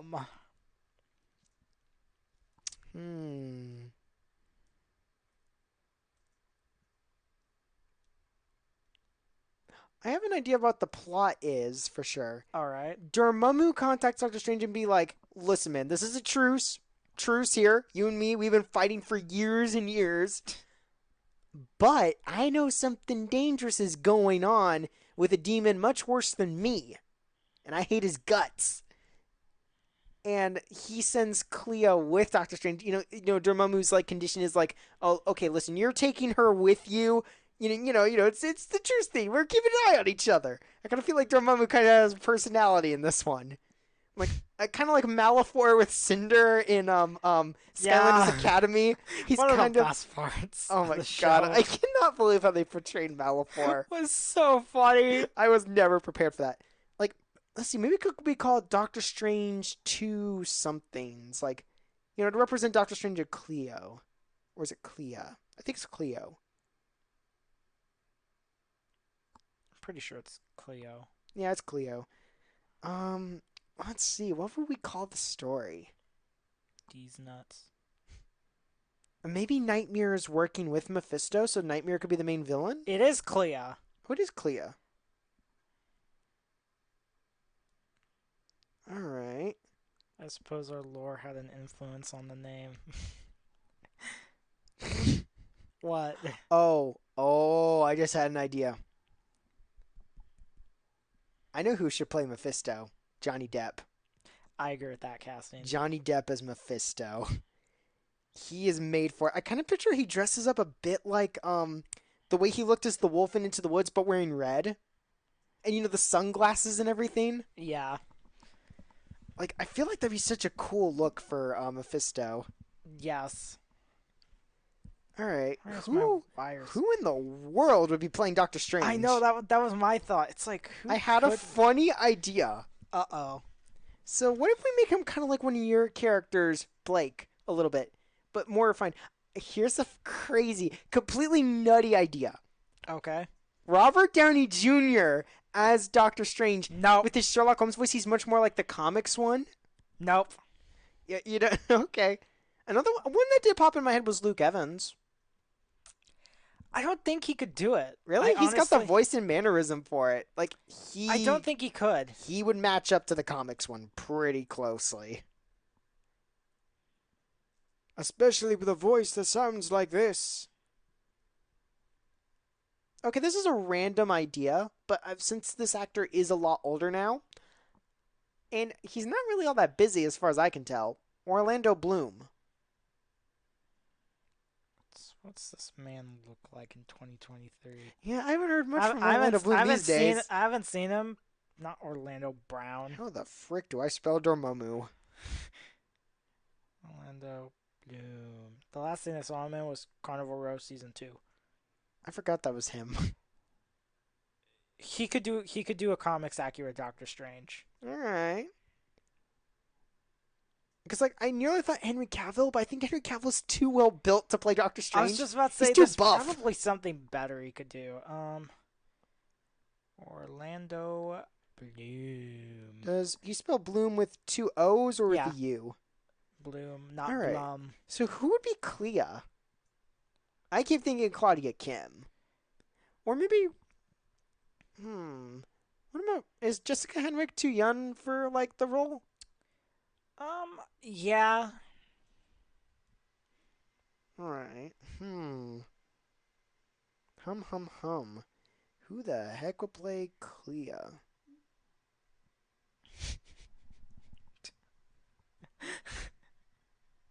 We aren't calling attention to it. Anyway. He just farted, so people... Dude! Come on! I just said we're not calling attention to it. Come on, man. There was just that silence and then me laughing. Shut up. There's no way I wasn't going to laugh. I'm going to laugh. Ha, ha, Alright, so ha. Orlando Bloom is Doctor Strange, but who the heck will play Clea? Let's see, she's kind of a violent character. Because, like, she's willing to be violent and ruthless to win. But she's, like, also, cool and refined. She's kind of, in a way, a lot like Talia al Ghul, the original good one, not the stinking, I'm pure evil and psychotic like Ra's al Ghul versions. I'd never liked that characterization of Talia al Ghul. I like the original where she was actually like a cool, like refined warrior, and like she liked Bruce, but the only problem was she's just too loyal to her father. Yeah. Like, I think that was an interesting dynamic.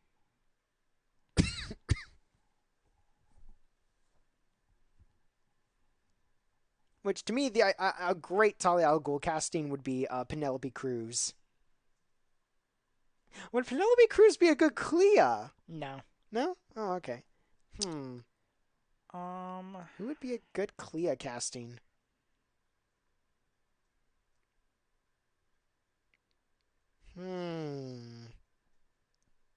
It's gotta be an actress with personality. Yeah. Okay, I had a weird idea. It's probably a stupid idea. Alright, keep going. But she has personality, and she can really do good in an action film. What about Karen Gillan? Scottish Clea doesn't sound right. Scottish Clea, okay. Oh! Okay, wait, I got a good one. Sophie Turner. She could do it. I like that, especially with how she looks now. She could pull off the white hair too. Yeah, like that'd be so cool seeing her with like white hair. Like that would be a really cool look. All right, who? How do we spell Dormammu? I have tried several times. I don't know how to spell Dormammu. As Dormammu. Dormammu. Dormammu. As Dormammu, so below. Dormammu. Yes, yes, we all seen the Hulk and the Agents of Smash episode. Dorma. Okay, that's a lot. Oh, did I spell it right? I did. How do you spell it? D-O or dorm. Dorm. A-M-M-U. A-M-M-U. Okay, so all I needed was an A instead of an M. Okay, who would play Dormammu? Um. Okay, if we really want to get with the weird Malifaux personality idea, Hugh Grant. No. No. Oh, I wish you folks could see my brother's face. There's a look I of do loathing. not like that. Gross. Oh, okay. Here's not a bad idea. Peter Dinklage. The rumbling voice with the I like effects as that. a demon. Like, Sophie Turner and Peter Dinklage. I guess they're back together again, just in a different way this time. Yeah, as father and daughter. God, that's awkward. Speaking of Game of Thrones. uh, it's like John and Rob being in Eternals. Oh, yeah. It's so God, sad how those wasted. guys, they deserved better movies to be in. All right. It's sad because I would love to see Jon Snow play We Black got Knight. like our main four. What's our exact plot for this? So let's see. Dormammu obviously is like, listen, I got info. Mephisto is up to something, or maybe somebody else is up to something. There needs to be more than just Mephisto, especially if Mephisto is to get away and get into that auction room. I've got it. I got it. So, in the comics, Mordo betrayed the Ancient One and Doctor Strange to join Dormammu. What if Mordo betrayed Dormammu too and did something? Mordo joined Mephisto. That would make sense. And maybe Mordo has something that where Dormammu's like, listen, Strange, this concerns you too. I just had a messed up idea. What if Mephisto was like, listen, I'll trade the Ancient One's soul for Thor's soul at the auction. That's why he went to the auction. He's like, listen, I'll trade ya. I don't think that works. Yeah, you're right. It's an idea. It's an idea. But definitely Mordo betrayed him to join Mephisto. So what would Mordo be up to? Maybe it has something to do with Nightmare? Oh, I know. I realized another villain who could also be in there. Mephisto's son, Blackheart.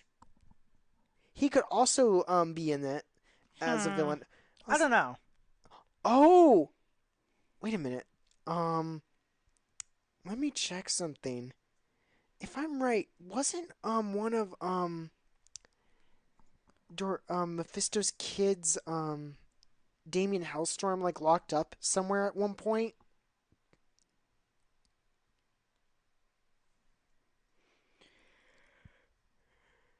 Okay, I can't look it up. Darn it. Like maybe it's to free someone from Hela's realm who's really dangerous?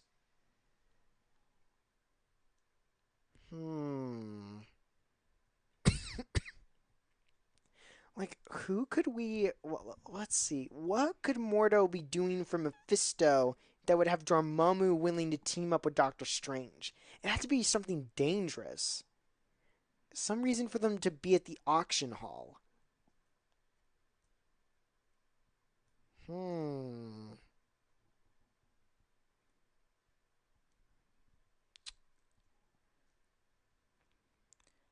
So I think what's best for the sake of keeping to the cinematic universe, Yeah. the auction room is Mephisto's castle for the third act.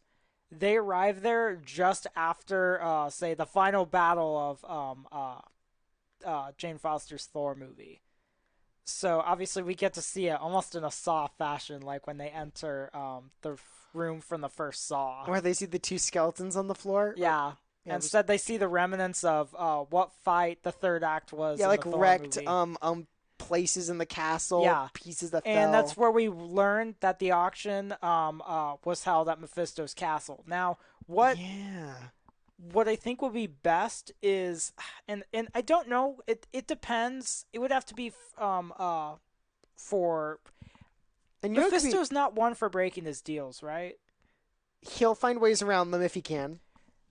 That would make if it's too easy. Because here's the thing about Mephisto, he does things just for the sake of it.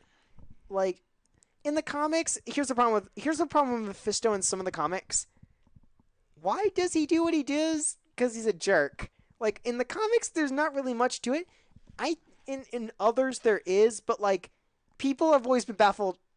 Mephisto, why are you obsessed with Peter Parker for some reason? We don't talk about that. I love the running joke in the fandom that he's just so sad and lonely. He's interested in watching someone else's life. Yeah.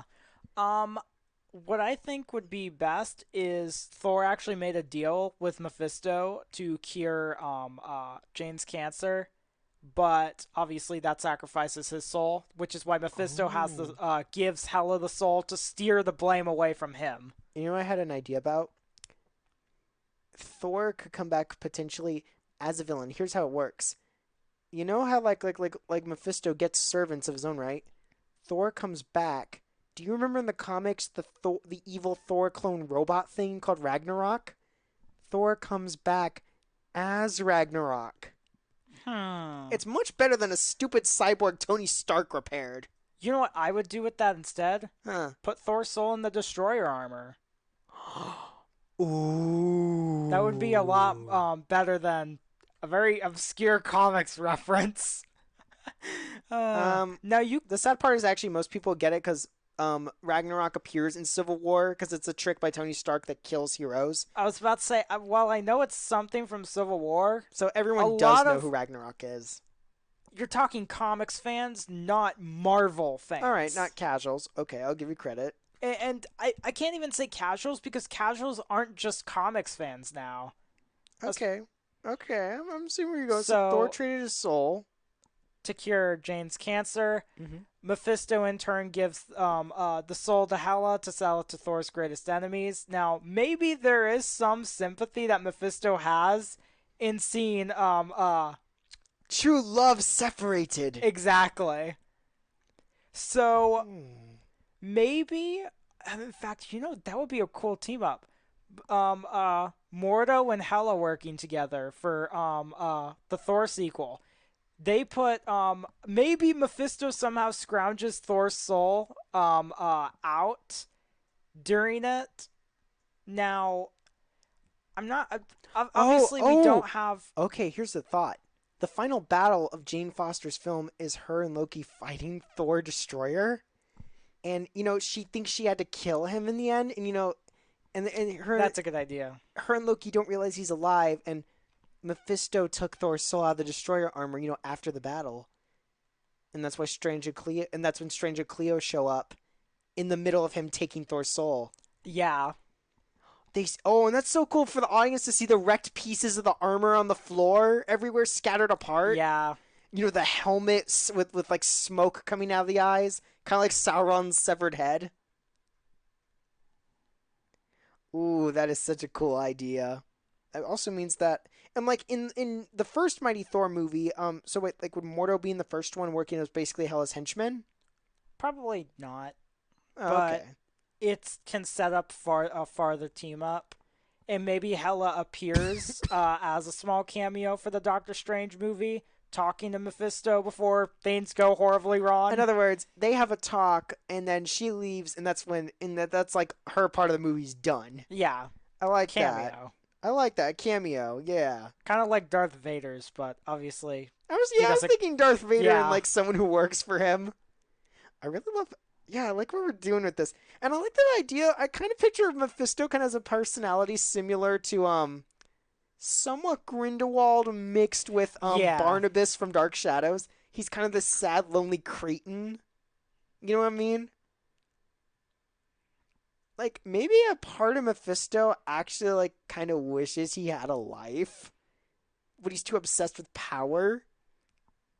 Ooh, it wouldn't be all that different from Rumpelstiltskin from Once Upon a Time in a way. Lamau. Who would play Mordo? Like, would he look more comics accurate, or like would like who would we cast? Because Mordo's kind of a character you can kind of cast anyone as long as he can play an evil like conniving character.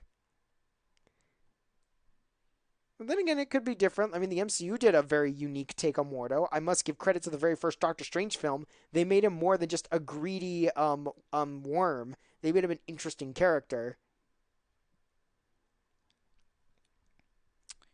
Oh, what's that guy's name? I feel like this Mordo is the kind of like Peter Pettigrew in this case. Because, I mean, I feel like in this version we're keeping it canon that he betrayed Strange and the Ancient One to join Dormammu, and then in this he betrayed Dormammu to join Mephisto. Yeah. So definitely somebody kind of Peter Pettigrew-ish in a way? A schemer, a conniving survivor. Jeffrey Wright? Ooh, he could really do a good job like that. Yes, he could. And that would give him a good role, too, because the guy deserves more roles. Agreed. It's like He's underrated. I nearly said Giancarlo Esposito, but I like the idea of Jeffrey Wright better because Jeffrey Wright's really underrated. Yeah, we got an interesting cast for this Doctor Strange movie. Yeah, I mean, man, Peter Dinklage, Jeffrey Wright, Johnny Depp, Sophie Turner, Sophie Jeffrey Turner, Wright. Orlando Bloom.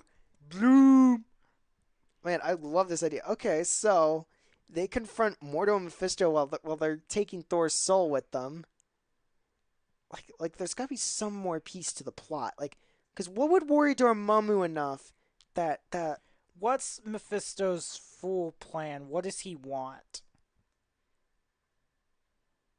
he mostly loves ruining people's lives? That's like a big thing he loves doing. I feel like what would be There was a storyline in the comics, so Mephisto can't do anything or physically interact with the real world. He can only do that through deals. As basically, he has to have basically consent from whoever he's making a deal with. Is kind of how it works. So what if this is all part of his plan to get to the physical realm so he can invade and finally take everyone's souls? Because I mean, Mephisto is canonically supposed to be Marvel's Satan.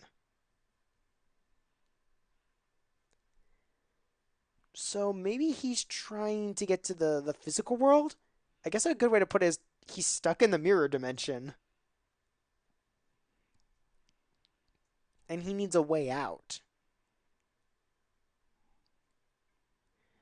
Hmm. Hmm.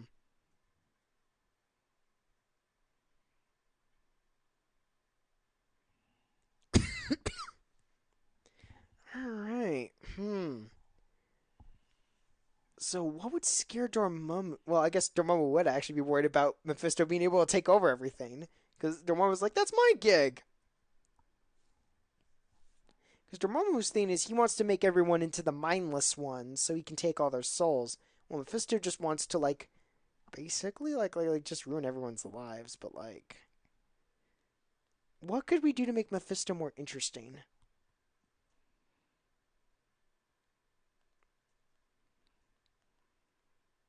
Jeffrey Wright working for Johnny Depp. That is a weird image. That is a really weird image because that means, oh man, that is just weird. Oh, my brain. My brain. I feel like we'd see like a lot of shenanigans, like chasing each other across certain realms. Like definitely an interesting battle.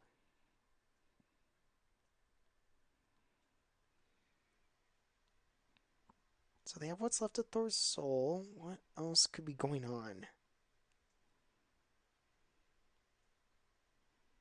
I'm kind of feeling like maybe like something we build up to is that Mephisto's starting to assemble his own little, I don't know what you call them, apocalypse riders or something. Yeah, so obviously Hela, Mordo. What I think would be best to initiate the sequel for the relatively speaking Jane Foster's Thor movie is part of Mephisto's plan is to put Hela back on the throne. Of Asgard? Yeah, which is why the sequel would be called The Ooh. Throne of Asgard. Oh, I like. And Oh, Loki won't take the throne because he respects Thor and the Odinsons too much, and so you know he wants what's to put Jane on the and you throne. know what works really good? There's another rival you can add to the throne. Angela, That's Thor true. and Loki's sister. Yeah, that's true. Oh man, I don't know if that would be a good idea, but obviously the sequel's not in our first phase. but the thing with Angela is there's not really much you have to remain faithful to, except for the fact that Yeah, she was raised by the Greeks. yeah. Like that's. Although man, there was a really weird thing with her in the comics at one point. Should I ask? Um, Keep going. her and Hela. Oh, yeah, that's what I thought. It's like some kind of bi. Well, no, I believe Angela's strictly lesbian. Ah, I cool. think. The hungry pack of lesbians. I know that was like for one comic. Or no, I remember now. It wasn't Angela and Hela. What happened was Angela, I think it was like one of those like alternate universes. I believe Angela and what's her name? Nico from the Runaways. The witch girl. Oh! Those two waged a war and took over Hela's realm, and they became the new leaders of it. Huh. Yeah, it was a weird thing. Well, anyways. Anyways, Weird. The comics are so stupid. yeah, it's just like, what is even going on? It's a complete mind F. Yeah. All right, so basically, Mephisto's getting his own little posse. Mephisto plans to put Hela back on the throne with Thor. Why he would do that and why it's to his advantage is he only wants passage to the Bifrost to use it as a demon highway A demon highway. to the Seven Realms. Dude, you know what we could call the movie? Doctor Strange: The Road to Hell. I was just about to say the road to the hell. The road to the hell. Yeah, road to hell. And if we do a sequel to that, can you imagine the visual of Ghost Rider riding on the Bifrost? Oh. Hey, that means we could also adapt Cosmic Ghost Rider. Asgardian Drift. Sorry. No! No! That was cringe. Oh, that would be amazing. That is cringe. That would be amazing. I wonder how people are going to react to our Marvel ideas. I like how I like how my small idea of just doing this has just turned into us having a full hour discussion. We're just having a full brainstorm. We're writing the next MCU. We're literally a writer's room right now, just recording it on a podcast. I wonder how many people are going to genuinely hate our ideas. Or actually be like, oh, I'm going to actually write a full-on essay video about this. That'd be awesome. I mean, I love watching people who write like full-on like Spider-Man stuff. Yeah. Like, that is just fun. All right, man, this is turning interesting. Doctor Strange: The Road to Hell. Man, that is a badass title. Yeah.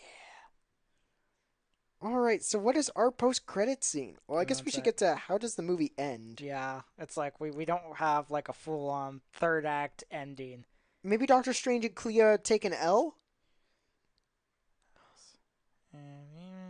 Maybe the movie can be about Doctor Strange, the fact he has no personal life. I feel like that's basically what Multiverse of Madness tried to do. Yeah, but the fact is okay, I guess what I mean is it should be about the fact that he's like, I must not have any attachments. My whole thing is I must safeguard this universe at the cost of everything. I cannot afford to be just a guy. I have to be the Sorcerer Supreme. And since him and Clea are teaming up, you know, they kind of start to have feelings for each other. Yeah. You know, it could be like a really fun action. What?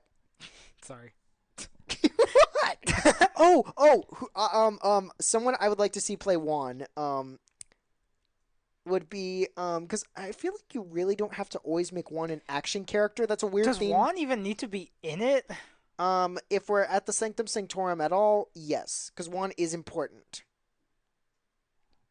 Because in the comics, he helps take care of the Sanctum with Doctor Strange. I know in some comics they technically say he's his butler. In others, it's just it's Doctor Strange's best friend. Oh man, is he still alive? Who? I would love to see Jackie Chan as Juan. I would love. He could be I a like good. that idea. Like you know how like in a lot of the first Phase Marvel movies, you have the Samuel Jackson. I feel like Jackie Chan is kind of that guy for it. He's that big name. Yeah. It's like that classic actor name. Like I just love the idea of Jackie Chan as Juan. Like I just think that's and I feel like him and like Doctor Strange could have really good dialogue together because Jackie Chan has a really good sense of humor in a lot of movies. And not to mention, I mean, I'm not sure how much stunts Jackie Chan can do, but I mean, hey, if we need a little bit, he could still do some. Like, it'd just be fun. Because, I mean, a lot of the comics, he keeps the Sanctum from falling apart from demon attacks while Doctor Strange is somewhere else. I mean, you could even have a subplot with him defending the manor from Blackheart or something. I have a better idea for this. So I was writing just overall notes on, obviously we want Doctor Strange's overall kind of lesson is to be more than just the name. So while I like the name The Road to Hell, we could reserve that for the sequel. And I was just writing down notes and I said overall the message is Doctor Strange learning to be the man behind the magic. Doctor Strange, the man behind the magic. I like that. And we can reserve Road to Hell for the sequel. Oh, you know what would be cool if we actually call these movies? That way they differentiate themselves from the MCU. We call them the Sorcerer Supreme, the man behind the magic. Just Sorcerer Supreme. I don't know, because counting this is our own complete reboot. All right. I feel like it's better to keep it Doctor Strange. That's just me trying to be too clever with my titles. All right, man, I love this cast we got. Why is the Doctor Strange cast kind of the coolest one we've got? We got a very unique cast for it. It'd be so unique seeing all these actors together. Orlando Bloom. Could you imagine a poster with these names all on the top? Like, this would be so cool. Take notes, Marvel. Or actually, let us be the two front runners running the company. I'll save you. Yeah, not to be egotistic or anything. We'll save your ass. We'll save you, Hawes. We'll save you. All right, what's our post-credit scene? Probably Mephisto doing something. How does it end? I think the way it ends is Clea and Doctor Strange taken out. They actually lose their fight. Clea's dying. Doctor Strange could end the fight, but if he does, Clea dies. And he's like, damn it, I gotta go get her medical attention. Christine! Yes! He goes to the hospital. I mean, in this one, Christine, because in the comics, Christine is Doctor Strange's old lover, and they still remain friends afterwards. That could be pretty cool. Claudia Kim is Christine, because in the comics originally, Christine was Asian. I was about to say, I want to reserve her for a better role, let's be honest. I think Claudia Kim as Christine would be a good one. Okay, what about Jessica Henwick as Christine? That's a good idea. Yeah, oh man, yeah. All right, Christine Palmer. Yeah, that's how we end the movie. Christine! I love the part where she's like, oh god, not again. This is like, oh my goodness, giant bald lady. You've been stabbed. Yeah, well this time, bald lady fell from the sky. Bald lady went splat. Bald lady is street meat. Mordo's next to him looking at him like, what is wrong with you? All the bald people in the hospital are like, am I next? Juan walks over and goes, matter of factly, the Ancient One died from fall damage. The Ancient One hit the ground too hard. Why would I give anything to hear Jackie Chan actually say that? If Jason Momoa can be in the Minecraft movie, Jackie Chan can be in the Minecraft movie. Jackie Chan as a villager would be amazing, though.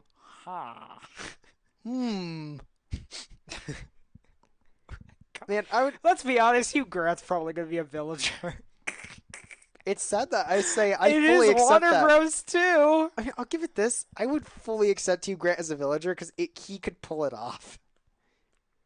All the villagers are played by famous comedians. John Mulaney as a villager makes way too much sense. They're just all going, ha, ha, ha. John Mulaney as a villager. He could do it, though. You know how much revenue and marketing would be if they just got a whole crowd of comedians for the cast and they're just in a room going, ha, ha, ha. Why do I have a weird feeling they get Keegan-Michael Key? Nah, because he's on Universal's payroll, they'll be like, oh, screw him. That one Yeah, of those... but they have him in Wonka. So? They can use his contract or whatever. They don't have a contract. The dude's a cheapskate. Adam Sandler as a villager. It's all fun and games till like the credit scene of the Minecraft movie is Nicolas Cage walking in. He's a pillager. Oh my goodness! Nicolas Cage is a pillager. Just wait. Michael Rosenbaum as an evoker. Oh, we're making Doctor Strange, not the Minecraft movie. We gotta stop this. Okay, Kieran Gillen should play Alex, though. That'd be really good with her and Jason Momoa. Momoa, that would be cool. They're like a match made in heaven, I swear. They'd be perfect in a movie together. All right. Why are we unintentionally writing the Minecraft movie? We're trying to write a Marvel phase. Meanwhile, we're like, oh, this is a great casting for a villager. Minecraft go, huh. I'm sorry. All right, what's our post-credit scene?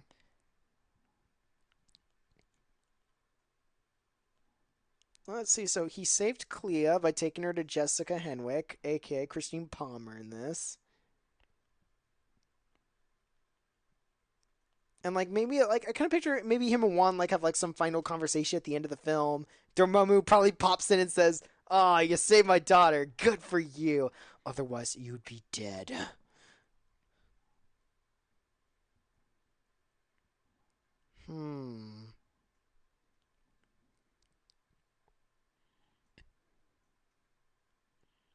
So let's see. Mephisto wants to get the Asgard Bridge to use as What would be a good conversation for Juan and Strange to have is he's like, now that you're a man and more than your name, you should realize that Mephisto is too. Find what he cares about. Wouldn't that be a good idea? Wanda and Pietro Maximoff. That's not a bad idea. He had an obsession with them at one point. For one thing, he kept trying to get Wanda's kids. He was really obsessed with them. Mephisto took the kids. Mephisto cares about Peter Parker. That's what he cares about. Anybody who watches this, tell me that didn't sound like Frank Gorshin. It's literally the Frank Gorshin Riddler. He just did it, and he doesn't do it on purpose. That's the worst part. Come on, man. Come on. Don't do this to me. Let's see. Things Mephisto cares about. Peter Parker, Wanda Maximoff, Johnny Blaze. That's a good idea for like the maybe the end of the movie or the credits. He eyes Johnny Blaze during the street race, which can set up the sequel to Road to Hell. Him doing a street race. Well, wait, don't you mean the sequel to The Man Behind the Magic? Sequel being The Road to Hell. Okay, yeah. Okay, post-credit Johnny Blaze. And no, we're not bringing Nicolas Cage back. He was great in his first film, but it doesn't mean I want him back. Honestly, one guy I always thought would be a good Johnny Blaze, he has the look and like the gruffness, is Tom Hardy actually would be a good casting choice for Johnny Blaze. Who would you cast as Johnny Blaze? I could see Sam Worthington. I think he's too old for it now. Yeah, he's too I feel like we old. need someone young to play Johnny Blaze, unless we want to make it Ooh, what about Billy from Stranger Things? Decree something. Decree Montgomery? Is that his name? Before I go further, do we want a younger or just full on adult Johnny I Blaze? mean, he usually starts off as like a 1925 something year Then old when Mephisto meets him. what about Henry from Dead Men Tell No Tales? What's his name? Oh, what Um, is his name? Oh, yeah, you know who that's I'm talking about. yeah, he's Nightwing in Titans, which is still weird to me to know that. Brenton Thwaites. Brenton Thwaites is Johnny Blaze. Hmm. Hmm. Why not?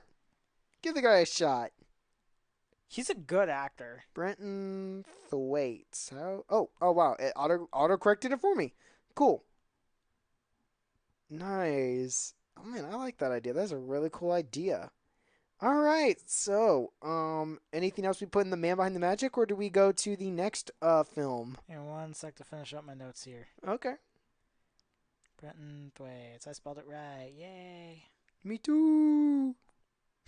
Yeah, okay, fine. I'm not correcting it. John Blaze as Brenton Thwaites.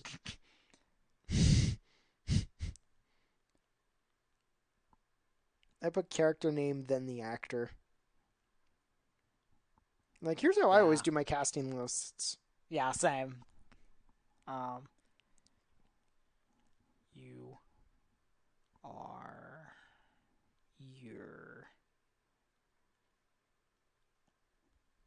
Yuri Watanabe.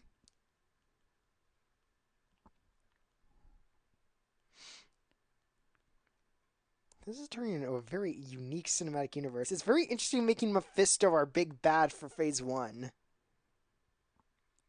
And possibly Phase 2. Suppose we'll find out how the flow goes. How Flo To can it think go? this phase is gonna have a Rocket Raccoon movie. I have ideas for that, funny enough. Yeah, I have something give me that could one work sec. for that.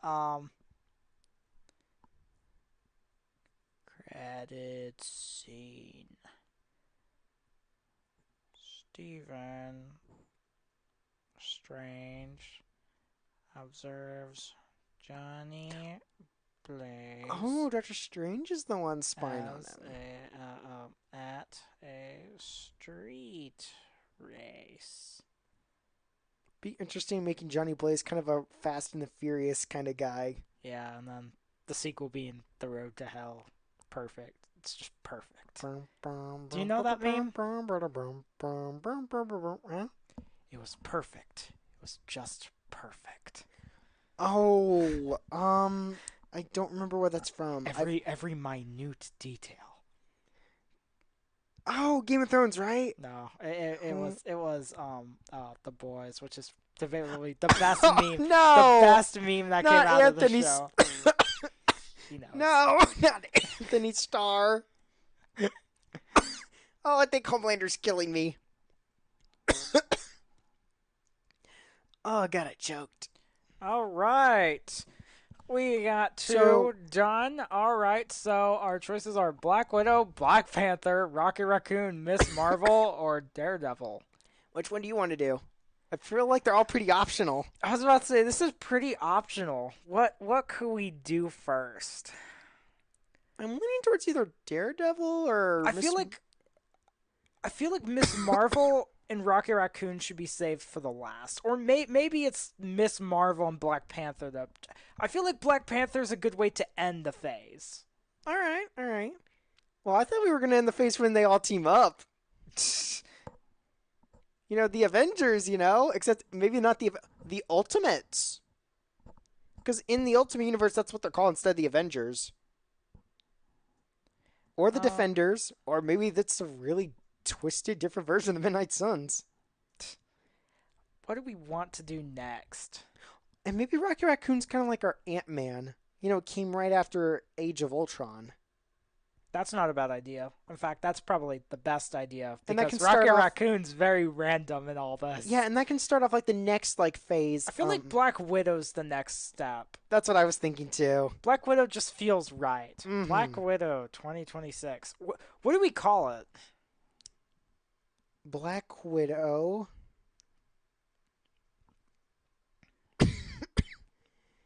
Hmm. I suppose we'll find out who, who. Would Hawkeye be in it? Like, are we going to do the version of Black Widow? I feel like I would really like to go with the Black Widow that is much more. Since we're kind of being a little more closer to the comics, I would like this Black Widow to be a bit more ruthless. I agree with that. Because, like, yeah, she's an assassin in the MCU, but it's her after her redemption arc. When I her when she's still kind of ruthless, like she's still kind of willing to screw someone over a little bit. Would Nick Fury be in this movie? That's a good question. That is a good question. Would we go with Nick Fury's dad being the Nick Fury that we see in this one? Because it'd be interesting if we got the original Nick Fury in this one. You know, Fury Sr. True. Like, that could be really cool. Nick Fury Sr.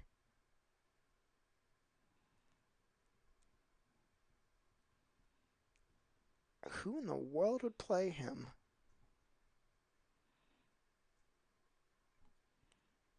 So what about Hawkeye? Should he be in this movie or not? Because in the comics, it's very optional. Who's Princess Anna in Once Upon a Time? I'm sorry, I'm just asking. Anna. Anna. Okay, Anna. Yeah, I'm sorry. Why are you asking? Because I think Elizabeth Lail would be the good actress for Black Widow. She is underrated. How do you spell that name? Obviously Elizabeth. Lail. God, I didn't know she played Vanessa in Five Nights at Freddy's, but that makes sense now why she's so dopey. Wait, that's her? She's a good actress, though. So wait, what do you know her for that convinces you she'd be a good Black Widow? Because if I went off for Once Upon a Time, I would never believe she could be Black Widow. I know her from You. You is the best thing that she came out of, or what came out of that. Wait, is she the love interest? Yes. That's Little Psycho? Yes. Wait, that's her? Guinevere, I believe was her name. Of course she has a name like that. All I know about you. That reminds me of that news blooper where the reporter's like, I was watching an episode of You, and the other reporter's like, huh? And he's like, I was watching an episode of You talking about the measles. And she's like, we never talked about the measles. You! I never talked about the measles. And he's like, I give up. Move on. She's like, no, I want to know. And he's like, no, you don't get it. It's so funny. Okay, that's funny. I mean, who's on first? Yeah. That's funny. Elizabeth Lail. Layil? Lail. Lail? Yep. Lail. I cannot believe that is her. I did not know she was Vanessa, but that makes perfect sense. I bet she's Vanessa. Very unique choice. She's a good actress. I think she's highly underrated. And then who's going to play Nick Fury Sr.? Cigar smoking, tough with whiskers. Okay. Not to get into the political side of this. Is he black? Well, I mean, if we're going with Nick Fury Sr., no, he's not. But let's be honest. Tell me if we made Nick Fury white, how people would react, even if it's senior. It's not Marcus. Which, fun fact, Nick Fury's real name is Marcus Fury. The thing is, it's not Marcus Fury though. It's his dad, and then we could introduce Marcus later. It's. Do you know who I think would be a great choice and could kind of be the best of both worlds? Best of both worlds? Before I say that. One actor I was actually thinking of in my head was Dennis Quaid.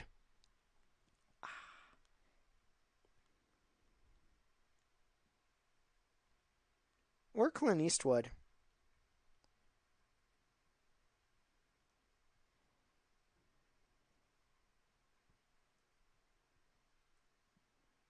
I'm watching and I'm waiting. All right, brother's got an idea for a best of both worlds. I'm curious.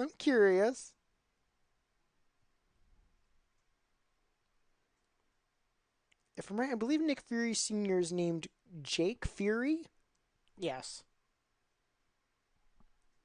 I don't know why they actually call him Nick instead of Jake a lot. That is always something that confused me.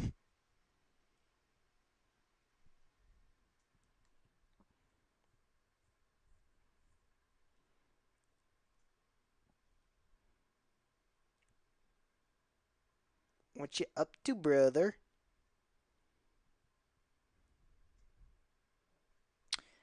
Okay, I just didn't fully know if who I would choose and who I think people would probably mass behind because well he's not white. First off, I don't think people are gonna care, but I would do Denzel Washington. I think he could make a really great Oh. Nick Fury Senior. All right, so this would still be Nick Fury Sr. and not normal Nick Fury? Yeah, Oh, okay, okay. Denzel Washington. I do love Denzel Washington's acting. you need to see Bone Collector. That is my favorite Denzel I Washington have movie. not seen that movie, but I want to. Let's see. Who else is in our Black Widow story? Could the movie be. You know what would be an interesting way to introduce Marcus, perhaps?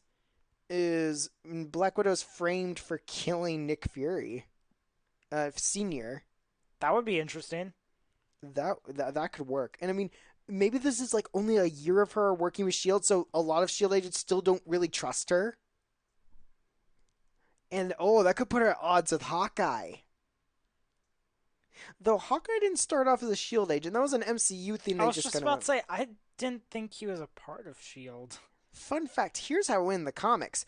Originally, Hawkeye tried to be a hero, but in a mix-up where he stopped a criminal, Iron Man arrested Hawkeye instead, and that made Hawkeye an Iron Man villain for a while. And him and Black forgot Widow. about that. Yeah, him and Black Widow were Iron Man villains when they were first introduced, and those two teamed up to fight Iron Man as thieves, and they were basically thieves. And sometimes Black Widow would even betray him because Hawkeye was kind of a simp for her.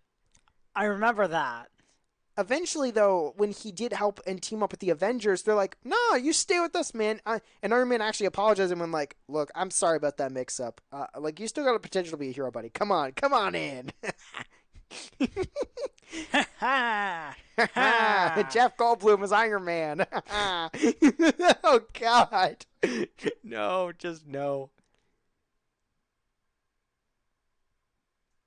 But yeah, like maybe Hawkeye is also trying to redeem himself, but like he's kind of torn between his loyalty to Natasha and his want to actually be a hero. No, even better. She meets Hawkeye while she's on the run. That's how they first meet each other. That's a good idea. This might be a crazy casting, but I think he could do it. Miles Teller is Hawkeye. Or him and like, I think he could do a very good job. But like, I don't know. Is Elizabeth Leo like in the right age? I feel like we need them to kind of be both kind of close in like the age. Yes. Yeah. Miles Teller's Hawkeye. How old is Elizabeth Lale? I believe she's 29. 31. How old is Miles Teller? 29.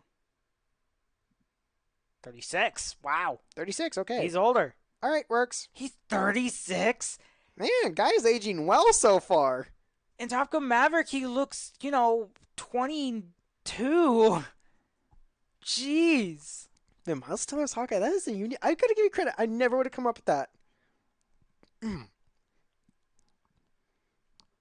And counting, he did a lot of his own stunts and Top Gun Maverick. Ooh. He could probably do a lot of stunts as Hawkeye. The archery stunts could look so cool. And like we could do a really unique version of like the purple mask look.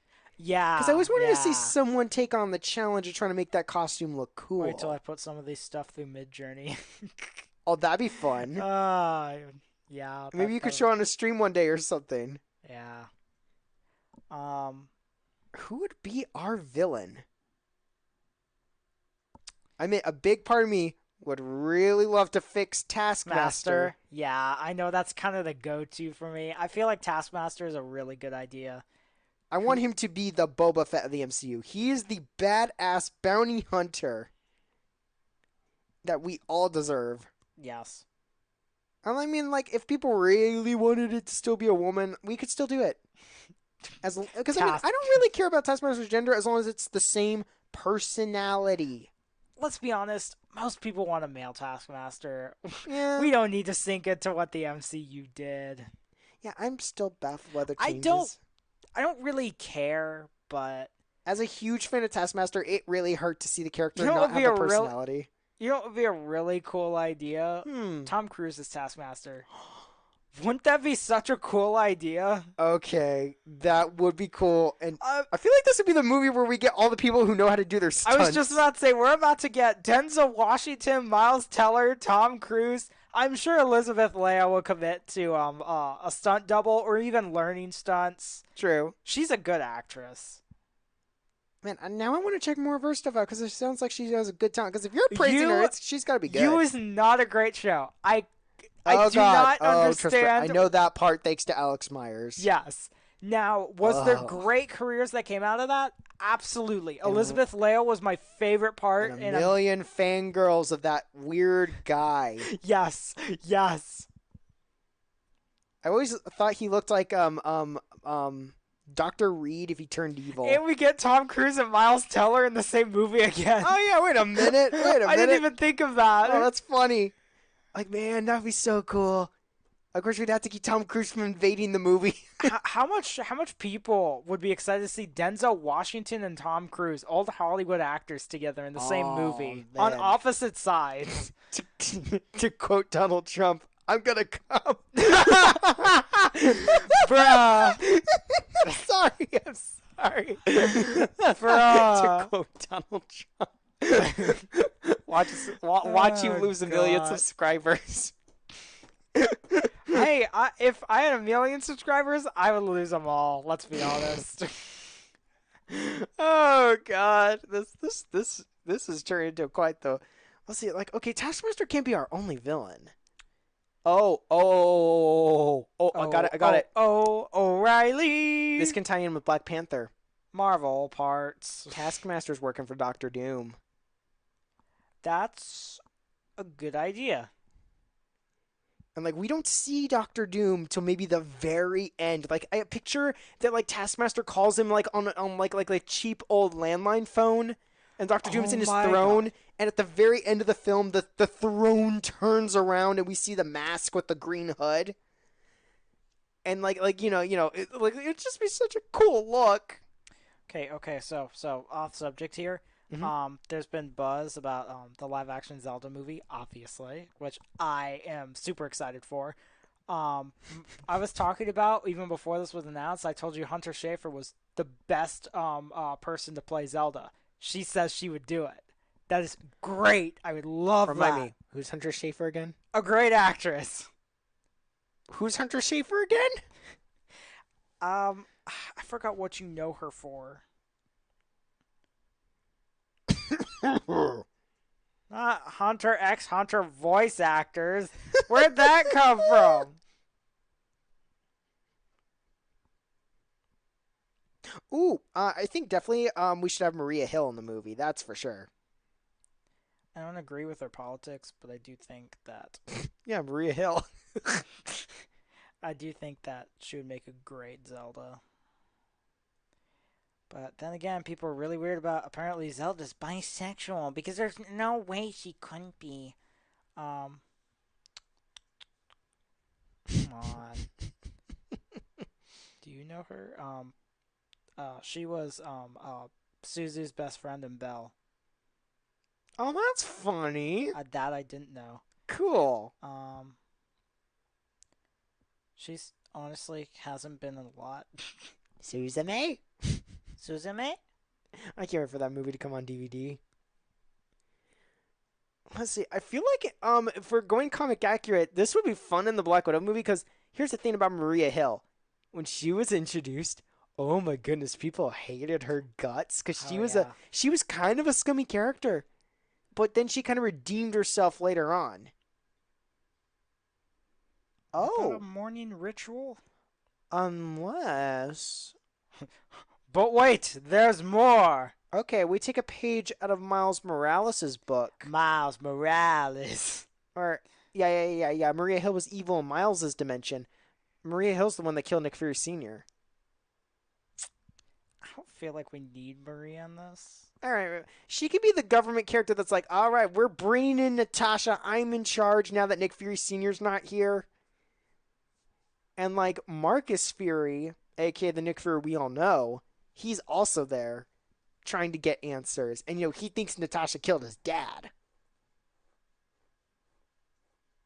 Like, that could be really cool. he loses his eye to Taskmaster in this film. Or maybe Black Widow takes his eye. That could be interesting. Like, she didn't mean to, but, like, the brutal assassin, like skill set is still locked into her brain. She has to literally restrain herself from killing. Who would play Marcus Fury? AKA Nick Fury himself.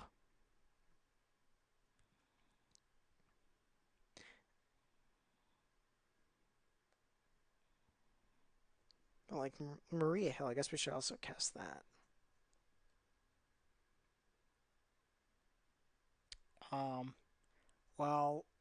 The credit scene for the Marvels was Kingsley Grammer's Beast from the X-Men movies. Kelsey Grammer. Yeah. He's back. I mean, I loved him as Beast, but so not with the way the spoilers for the Marvels. Not that anyone really cares. Monica gets separated from the others, patching up holes. Because they fail to stop the holes. She gets separated, patching them up, and she wakes up to find her dead mom. And Kelsey Grammer's Beast have put her in some kind of medical pod and fixed her up. So she's now in the X-Men universe, I guess. I guess that's for Secret Wars setup. Ooh. And you know what's something I don't put past them? What? Beast was in the Illuminati in the comics. They're already past the Illuminati, unless they make new Illuminati. Here's the thing. Illuminati. With the Variant War and Secret Wars and all the other wars, the Illuminati versus our universe's Avengers is a thing that happens. They're not going to do it. They wouldn't do it. They'd lose too much money. Yeah, but they're bringing back Iron Man and Cap. They can make those. We don't know that yet. They can make those the Illuminati versions. I don't think they do that. Anyway, back to our story. Yeah, this is our story. This is our podcast, not Disney. Disney's a no association, no rights, no daddy. Okay, relax, buddy, relax. All right, anyways. never do that again. Moving on. What's our story for this? So, I love the idea of Black Widow being framed for killing Nick Fury Sr. Black Widow is framed. Ooh, that's what we could call the movie. Black Widow Wanted. I feel like that's too cliche. Black Widow Manhunt. Framed for killing. Might also be cliche, but I kind of like the title. Black Widow Web of Lies. Oh, I like that. Let's do it. Web of Lies. It at least feels more original than Manhunt or Hunted or something like that. Yeah, you have a point.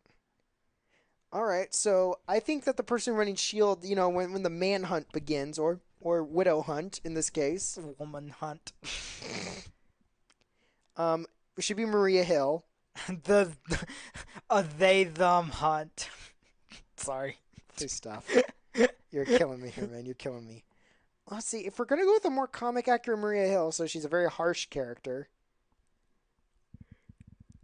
Let's see. What about Mia Jovovich? She could pull it off. I feel like she probably could. Mia Jo. Or I think it's Mila Jovovich.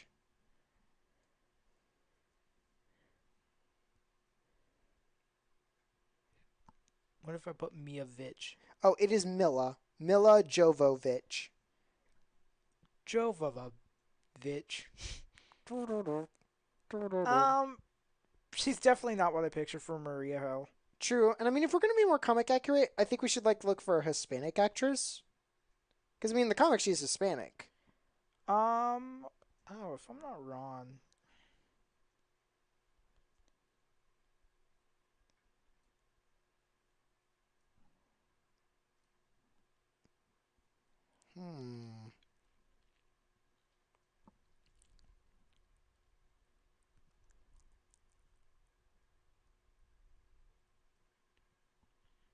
Never mind, she's Irish. Who? Anne Hathaway. Interesting choice. Could she really pull off like a harsh character? Yes. Okay. What Just an about Eva idea. Green? Uh,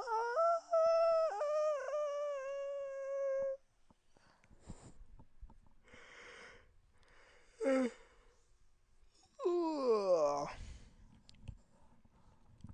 I'm breaking down to the ground. Ba-da-da-da. Hum hum hum. Hispanic actresses. Yeah. You sound like you run a gossip magazine the way you say that. Hispanic actresses. Now, there's a place we could insert Penelope Cruz. She would make a good Maria Hill. Ooh, that's a good one.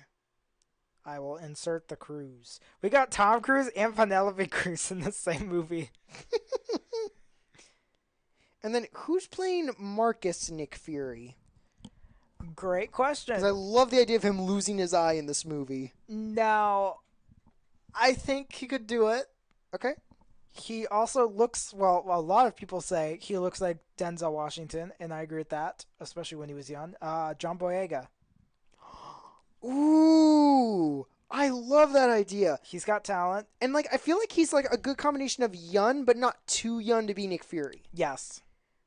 Like even with the hair, I mean Nick Fury started off with hair. I think he could definitely do it. And he can pull off serious. Oh, that's a good one. The idea of like him like losing the eye like a fight. I feel like it'd be really cool if he loses the eye to Natasha when like they have like a brutal fight and then like she for a moment loses control of herself. That's what I was thinking too. Like a bit of that Red Room programming. Yeah. If any movies are playing in the back room, we definitely got in a back room. In the background, I'm like slowly dying. In the background of the movie, we definitely have to make it The Shining. Red Room. Boo! Hey! Boo! Come on! Wouldn't that be clever? You should though? be ashamed. Boo Wouldn't that this be man! clever? Boo this man! Boo hoo, cracker! Bro! Not that kind of cracker. Ritz! We're getting canceled. I got that Ritz Riz. Don't quote me, that was cringy. I'm quoting you to spite you.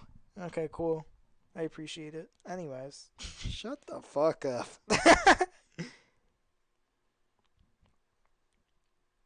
Alright, so we definitely got the good makings of a Black Widow plot. Maria Hill is framed for killing Nick Fury Sr. What do you mean Maria Hill is framed? Black Widow is framed. Sorry. My brain. It's frying. Sounds like you're doing something else. Please stop. You disgust me on a level no other human can. Great. You're better than this. Alright, so Black Widow's framed for the murder of Nick Fury Sr. Maria Hill leads the manhunt. Black Widow ends up running into Thief Hawkeye. Or maybe he's just a vigilante.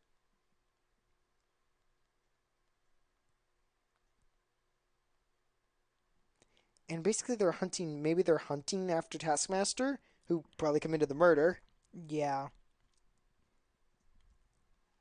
And Marcus, Nick Fury, is trying to get answers too. And he's kind of, in a way, he's kind of like Black Panther for Civil War. He's kind of going off and doing his own thing, trying to catch up. Ooh, and he teams up with Coulson, maybe. It's not a bad idea. Already got a cast? Nicholas Hoult. Nicholas Hoult as Coulson? Yes. Alright, I'm not against it. It's an interesting idea. He can do funny and he can do serious. You have a good point there. That man, you really got a good that was a good one. Yeah, this is turning into a really interesting movie. We got like a pretty good star-studded cast that just kind of Alright. fits the vibes of these movies, huh? And then who hired Taskmaster to kill Nick Fury Sr.? Hmm.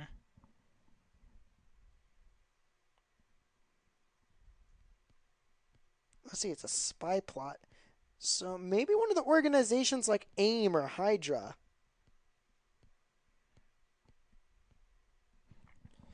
What I would do for this universe, and maybe not like fully address it, but have like cameo, Hmm. is that Hydra's already been taken down by Cap and Iron Man.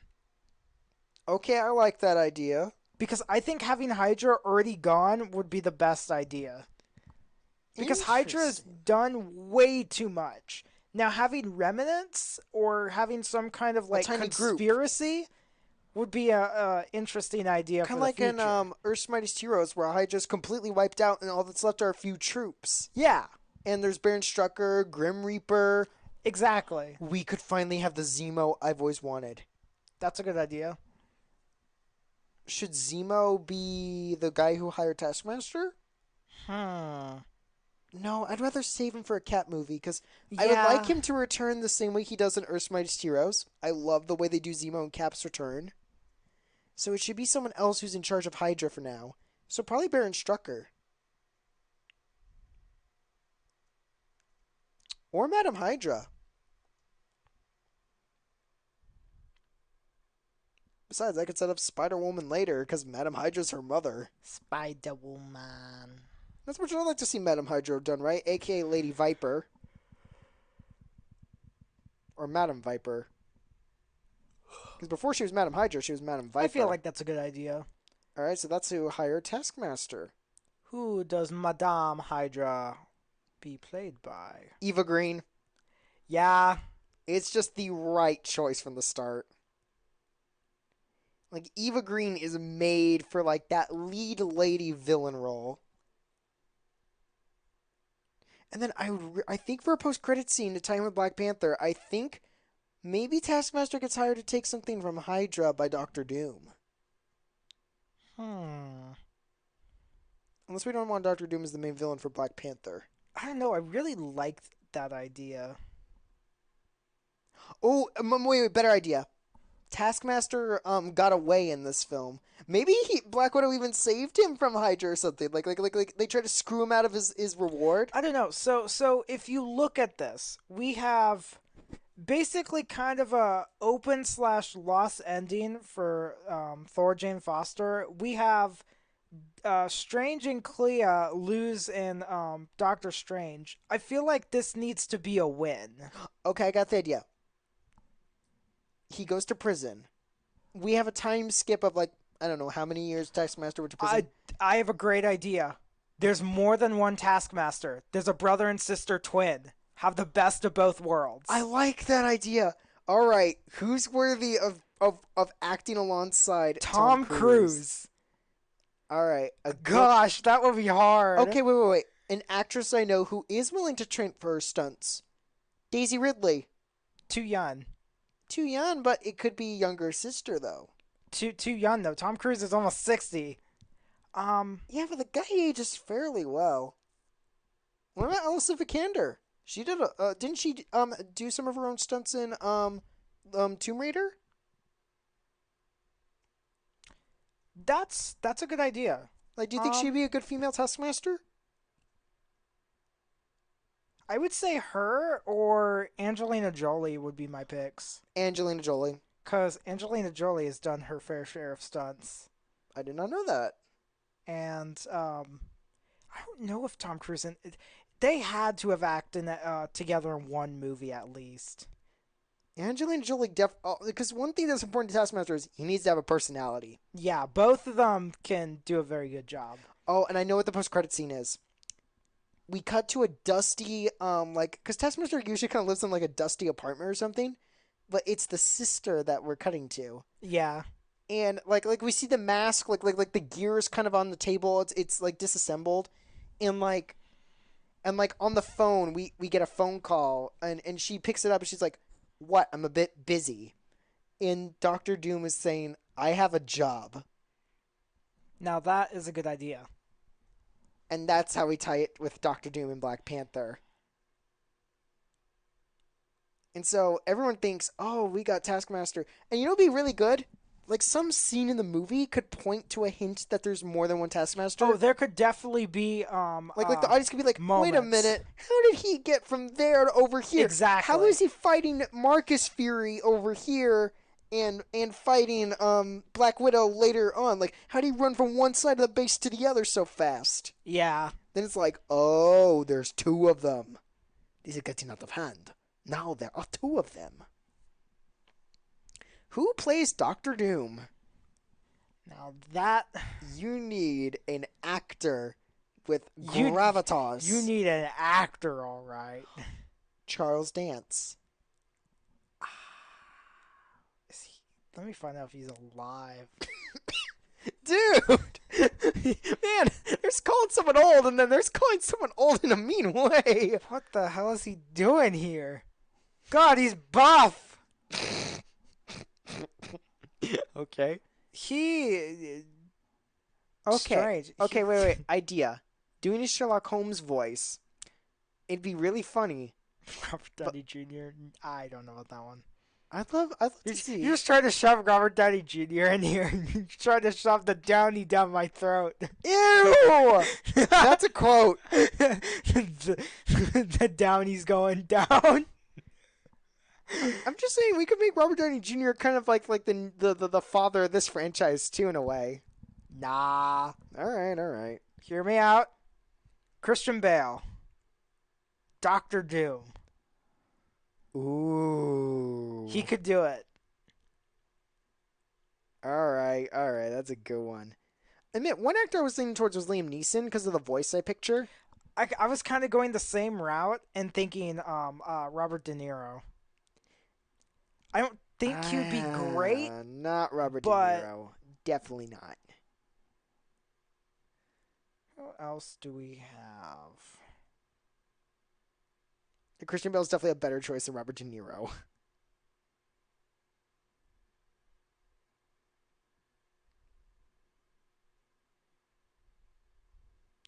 Oh, what am I thinking? That would be a good idea. What about Daniel Craig? Yes. Okay, Daniel Craig has the voice too. Imagine that rumbling in a helmet. Oh my god, that would be so eerie. Okay, yeah, that's perfect. Daniel Craig is Doctor Doom. Oh, it's kind of a shock that Daniel Craig hasn't been Marvel or DC yet. Thank goodness they can't ruin him. Hey, if they get him as watch them get him as Doctor Doom now that Kane has failed. Because if I'm not wrong, I feel like Loki's might wrap up Kane as a character. I wouldn't be surprised. Because that's what it feels like it's building to, but I'm not sure. I need to see Loki season 2 so I can find out if it's any good. Don't expect the greatest. Oh god. Just like it for what it is, like the first season, and it's like, there's some good qualities out of this. Also like the idea of Black Widow clearing her name, and you know what'd be funny? She's kind of pissed at S.H.I.E.L.D. and like Maria's like, we want you back. And she's like, no, you need to convince me to come back. And here's Black Widow's condition. This guy gets to be my partner, Hawkeye. And that's Hawkeye's redemption to become a hero like he always wanted to be. Yeah. And so her and Hawkeye get to team up. Man, this turned into a fun plot. I'm like, it would definitely be like a good spy thriller. So let's see. We get a credit scene with Doctor Doom and Angelina Jolie Taskmaster. Do we need so stupid. What is it? Give me a sec. Will we have a second one tying us back into the Doctor Strange Mephisto plot? I feel like there's the surface level stuff going on with like the shield, and then we have like the mystical element going on with Asgard and Doctor Strange. Maybe they meet in the middle sometime. Well, here's my thing. Doctor Doom is actually associated with Mephisto and Hela. Yeah. Because I'm not sure if you knew this. A big thing that Doctor Doom's always tried to achieve was bringing back his mother and his wife, because they got killed in the same experiment that made Doctor Doom's face the way it is. And there's a huge thing with Doctor Doom is he's at war with magic. which part of his armor is magic. And basically he has a whole rivalry with Hela, Lady Death, you name it. Basically, anyone who has the souls of his mother and wife. Was it? Oh, there was something that was. Oh yeah, now I remember. Oh my goodness, what if Doctor Doom is our Nick Fury to get the Avengers together? He's like, listen, I've brought you all here because I don't know why I'm the cinema snob now. I was just about to say, what? I brought you all here because we have a problem. Okay, I just wanted to make sure I wasn't being stupid about my geography. I was typing out the credits scene. It said, "We see Taskmaster and find out there's a female twin. She gets a call from Doctor Doom, and I had him say, 'Meet me in Morocco.'" And then I'm thinking of my quote, "It's time to bomb Morocco. I have a job for you." But if Why Morocco? Because Africa, where Wakanda would relatively be, would be in the southwest area. Oh. We don't name Wakanda. But if people actually want to do their geography, kind of like how Zack Snyder didn't really say that Kansas City was replaced by Gotham and Metropolis in the DCEU. If people want to do their geography, they can and find out, oh, they're probably going to Wakanda. Okay, that is brilliant. Meet me in Morocco. That's the name of Doctor Doom's movie. Doctor Doom, Meet Me in Morocco. I love this idea. All right, so what's our next movie? I say we save the rest, or the last, I think it's 3 or 4. We'll save the last 4 for like a part 2 of Brain Dead Hour. Maybe we'll do it this weekend. But it's only 10:51. Yeah, and we've been doing a podcast for almost 3 hours. If you have? Yeah, if you guys want to see more, you can hit the like button down below. Subscribe. If you like our ideas, you're more than welcome to take them. We would love to see on one condition. You send it to us. Yes, please send it to us so we can watch. You can either link it in the comments, make a comment about which channels have posted it or whatever, or name the video. You can also follow me on Instagram and tag me in it. I believe you can tag people in community posts now, so you can tag me. But I'd love to see what you guys do with this. We'll come back and do the other 4 sometime soon. The other 4 being Black Panther, Miss Marvel, Daredevil, and Rocket Raccoon of all things. I think we're missing one up on the list. Nope. No, we're not. Because we did the first 3. All right. Well, this has been Brain Dead Hour. This has been fun. I just thought this would be just kind of a small thing we discussed, and this turned out to be great. This turned into a whole writers duo. Yeah, this has been awesome. Yeah, this has been fun. I didn't think that I was gonna enjoy it so much doing this whole thing, and we've spent literally almost 2 hours just talking straight about our own cinematic universe, letting ChatGPT decide what stuff. They saw us brainstorming in real time. Yeah, true. Like, none of this was pre-planned. I didn't even know he was gonna come up with this idea in the first place about the Marvel thing. Like I said, Brain Dead Hour is just straight improv where we don't quite know what we'll talk about. So we reviewed Journey to Bethlehem and started our own Marvel Cinematic Universe. Yeah, we took a trip to Bethlehem and came back with Marvel. How did we do that? All right. Well, I'll see you guys in the next podcast. I almost said video. It's my streaming habits. See, that was on purpose. Yeah, that one was on purpose. All right. Well, this has been Despicable Journeys, and I will see you in the next episode. Brain Dead Hour.